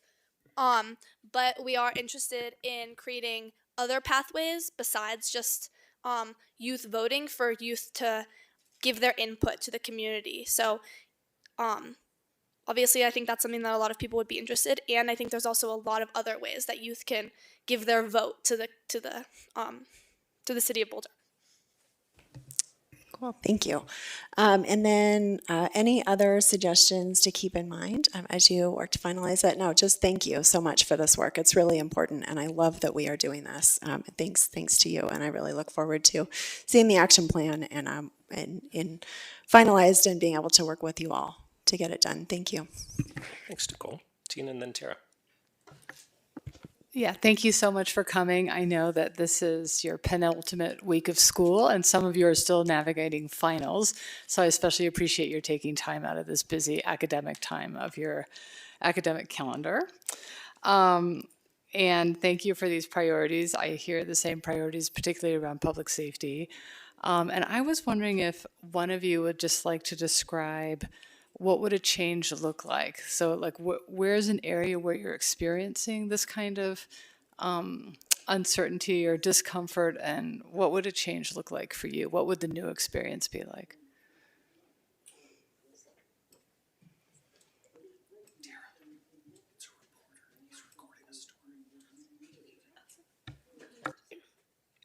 Yeah, thank you. That's a good question. I would say that I think specifically something that we sort of emphasized was just knowing that there's way to like bring attention if there is like an issue happening. So I honestly think that like when you're riding the bus and you see someone who, it's more of like an assumption of something like that might happen that would be bad instead of like something actually bad is going to happen. So I think that just having like safety systems that really like mentally like support youth and like their confidence really would just improve these issues. Yeah, like the safety boxes and stuff like that. Okay, thank you. And then on the school bullying or the bullying, and it suggests creating a new curriculum around bullying. Could you just describe kind of what you think is lacking from a curriculum point of view in the school district? Because they do some anti-bullying work. So at my school, there is an anti-bullying curriculum. But sometimes, especially specifically, I can think of one time when I was in 4th grade that it just didn't really work. And so sometimes adults think that things might work, but they really just don't. That's so well said. It's so well said. I have a couple other examples, but I'll leave those on the table tonight. Can I just add, Yeah. I work specifically with that group, and I think the main things that they emphasized was that there's not enough education specifically for adults, for like to know how to respond, like specifically for teachers when they see this happening, they don't know what to do because there isn't curriculum focused at them. And also, sometimes the curriculum isn't created by students, so we emphasized having this curriculum be created by students so that it's really the youth who are speaking instead of the adults. Okay, thank you. First, I'm sorry that you had to sit through a super long first. How about that council meeting? That was pretty long, wasn't it? I know. So sorry about that. But thank you for waiting and not falling asleep. Awesome. I would like you to be more detailed. For instance, everything was great, but it was also general. So if you wrote more details about what you feel and experience it would help me to know what would be best in terms of, let's say, legislation that we would think of or programs, you know what I mean? So like, what can we do?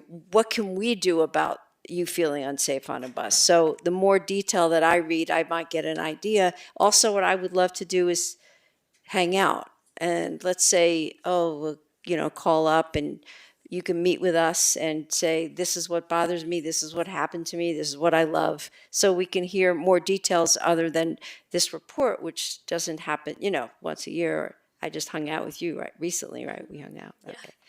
And so more feedback that I can get from young people, and the better for me that I can like put myself in your position and think more how you think. Yeah, I'll start with the first part of that comment. So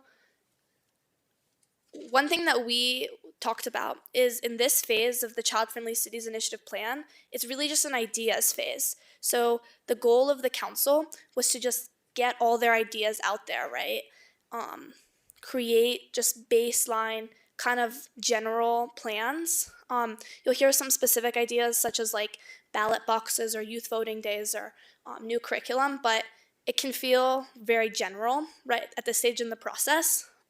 Fortunately, in the next stage of the process, it's going to get a lot more detailed with both budget and the specific ideas in terms of finding attainability of each of those. But that said, I think that's a really good idea, and I think we can improve that by being very specific about, even if it's general, being specific about what we're hoping to accomplish, and that's definitely something that we'll work on, so I appreciate that. And then in terms of having youth be able to connect on a more interpersonal level with council members, I think... Well, I can't speak for everybody. I would enjoy it. Yeah, for sure. But I think that is an important part of being able to connect with the city, right? Not just in this formal setting, but also in an informal setting. And we're hoping to achieve that through youth participation in not only city council, but different commission board meetings, right? I think that would really give youth an ability to participate on an equal level to so many city officials. And so that's part of what we're hoping for. Thanks for being honest and real and telling us your thoughts. Thank you for this presentation. I don't have a significant amount of feedback. I think it was excellent. And I really look forward to seeing what you bring forward in terms of, feasibility and impact and getting more into those specifics. I'm really excited to see, just to see what that is as you flesh these ideas out more. I really appreciate your sort of I'm sorry that you have to, and I appreciate that you are continuing to recenter your own voices in each of these conversations over and over again. I appreciate that, looking at the engagement, you noticed that wasn't what you wanted it to be and made changes. And I appreciate in a lot of these suggestions that you're very specific about, who needs to be involved in the process. And I, just look forward to learning more. Thank you so much. Thanks, Lauren. Ryan, then. I'm really blown away by your presentation, what you've been able to accomplish, the presentation is very professional, and you're like Lauren said, you're really talking about who needs to do what. You're talking about action items, and you give me a lot of optimism for the future. So I'll just go through the questions to us. First one, I have also heard these themes. I have 2 kids in elementary school. The youth ballot initiative, ballot box thing really jumped out at me. I don't know what it would take to put that together, but I would love that on election day to get your your ballots and get those counted, and in whatever form that looks like. I think that would be very valuable for the community. Second question on other reactions or reflections. I'll address you, but also the whole team. I would like to hear from you more. I would like to do this. I know this is programmed in for today. I hope we could think about how to do this more often with you.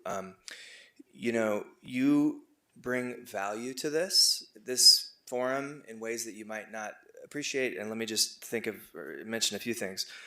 One, literally your perspective. You represent a group in our community that is not well represented, at least directly, in our proceedings. You are, I think, implicitly with what you've already shown, thinking about the long term in ways that a lot of folks, and the majority of, I think, comments we get are a little bit more like, here's what we need to do right now for this immediate thing today. And we need as a community to be thinking about making plans for 10 years and for 20 years. And I know you're bringing that. Also, you are saying what you want to do. So you are saying yes, you are saying you want to build things, and we hear a lot of no's, but you're bringing a lot of value by saying what you want to create.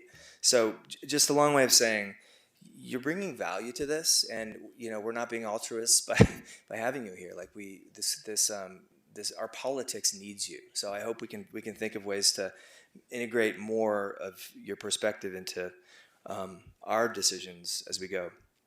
And then finally, third one, suggestions for you. I guess I have two thoughts. One, I would encourage you to think as you go forward, when you run into no's or you run into walls, you run into, we don't have the budget for that, people scratching their head, that in those circumstances, that's maybe when you should come see council, because this is often the body that is able to shake things loose or to kind of elevate to a bigger principle. I'm not saying it's easy to say yes, but I think there's a natural, by definition, a bureaucracy in a local government, and that's for good purpose. But we're here when you need things that are maybe you think there's something more to it. And then the final things I just want to encourage you. So, one of my kids now is learning about climate change, and one of the things we'll see, but I'm hoping that she'll start to understand sooner than later is that systems change, that policy is really where a lot of the action is. And I would compliment you for being here and having figured that out, that coming to these forums at the local level, but other and higher levels too, it's where a lot of the power is. So keep it up. Thanks, Ryan. I got Matt. I'm going to call on myself, and then we got a couple follow-ups. So, remote Matt. Thanks, Aaron. I don't have specific feedback because I think my colleagues have covered it. But what I will say is, I didn't get to see your faces and the way you presented because all I got was a slide on my side. But hearing how articulate you all were in describing all this work, for me, it reinvigorates my faith in humanity, and more importantly, the next generations. We're dealing with a lot of really rough challenges, some of our own making, some are not. And it's hard to know how we're going to get through that. But seeing the work that you're doing gives me faith that we're going to be just fine. And so to Ryan's point, I would love to see you present more to council, because when we get dealing with some of the nitty gritty or some of the tough stuff, it's helpful for us to be reminded that we're in good hands with you when you guys become adults and take on the leadership of the city, state, and this country. So I'm just excited by what you presented, and it warms my heart knowing that we're going to be in good hands, and we get to hand the reins over to you, and hopefully we just don't mess it up too much. But really great job. Thanks, Matt. All right, I have a question for you all, because I wanted to ask you about something, because after every council election, the council members all get together and they decide what their priorities are. And we have like 25 big ideas, and we have to like whittle it down to 9 or 10 or 11. 5 would be great. Yes, sir. But I'm sure you all had a lot of big ideas. How did you get down to 3? Like, what was that process for like all working together to get, because it's not easy. I've been there. Yeah, I can talk a little bit about that. So, as I mentioned a little bit before, we held workshops. So that was the primary way that we were able to collect that input. So at those workshops, we had youth and adults vote on about 7 priorities that had already been determined by other meetings and other kind of workshops what was most important to them. And so then at those 2 workshops, we were able to determine the first 2 priority areas. So that was safety in public spaces and safety from bullying. That was important to youth of all different ethnicities, all different identities, and all different backgrounds. That was a common theme.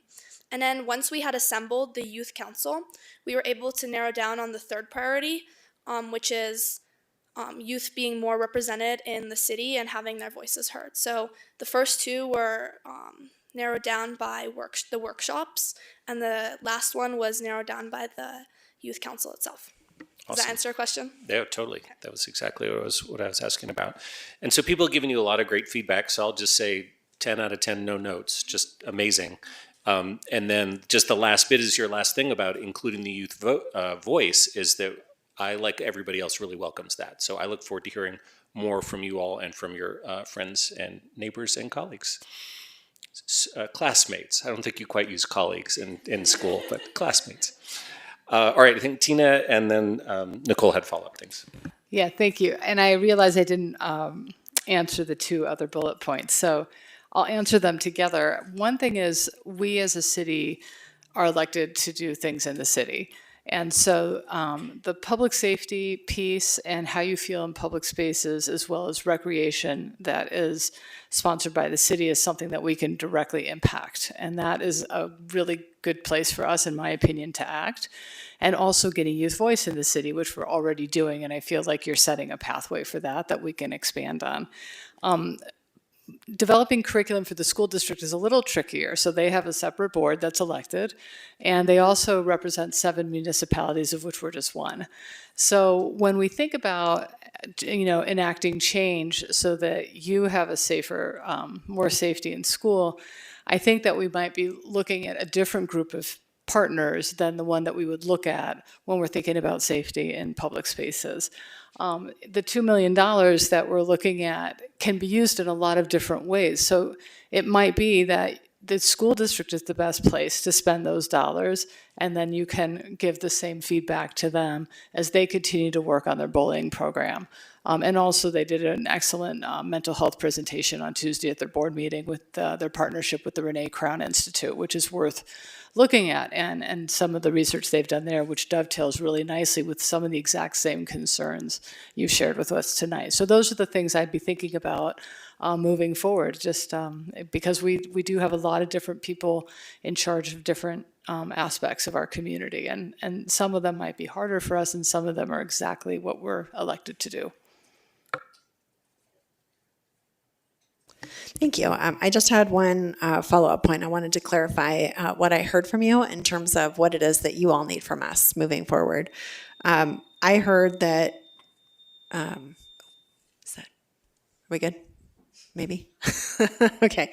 What I heard from you is that you may need some help with funding for some of the ideas that you bring forward, support for implementing the things that you identify as priorities.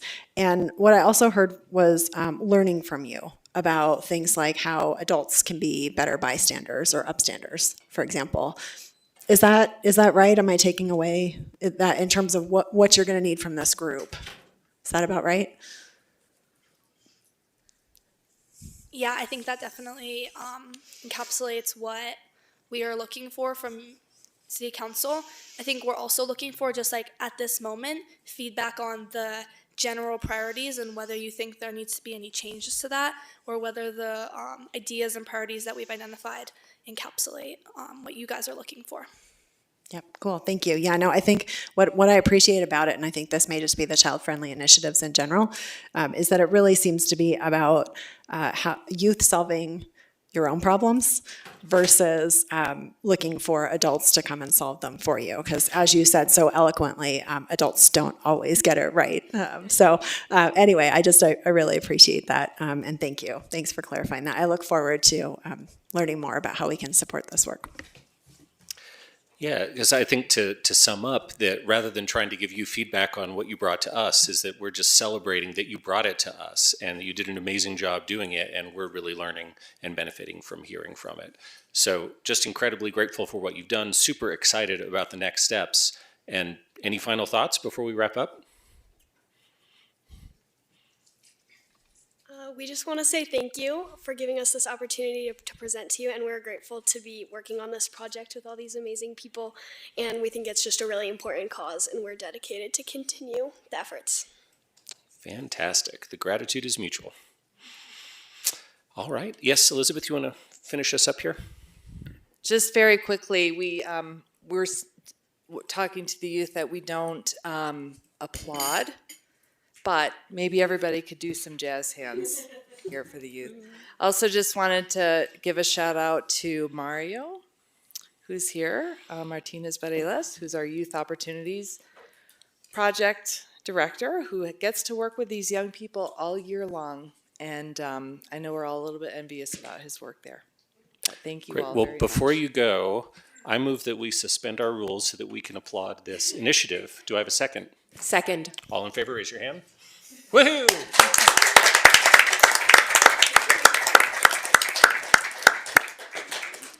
Mayor, I just Wait. want to say that Mario is exceptional. I just want to lift that up. Did exceptional doubt. work. And we can applaud for Mario too. All right, thanks so much, everybody. Really appreciate it. We've got one more little thing to deal with before we wrap up, but yeah. Okay, go ahead, if you wouldn't just go ahead and say that. But I need to explain why. Okay, so, well, I think we need to enter it into the record. Okay. We can say. So our last item on tonight's agenda is item 8A, and that is for a discussion on council responses to open comment. Okay. Go ahead, Mark. This was a suggestion from me as to permit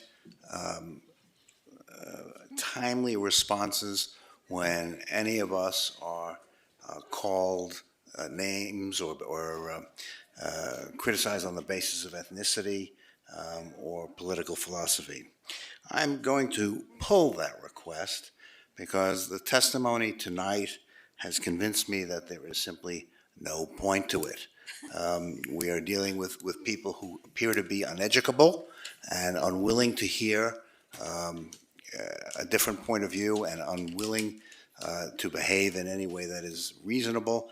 So there's really no point in my trying to obtain the right to counter them at the moment in time that they make those comments.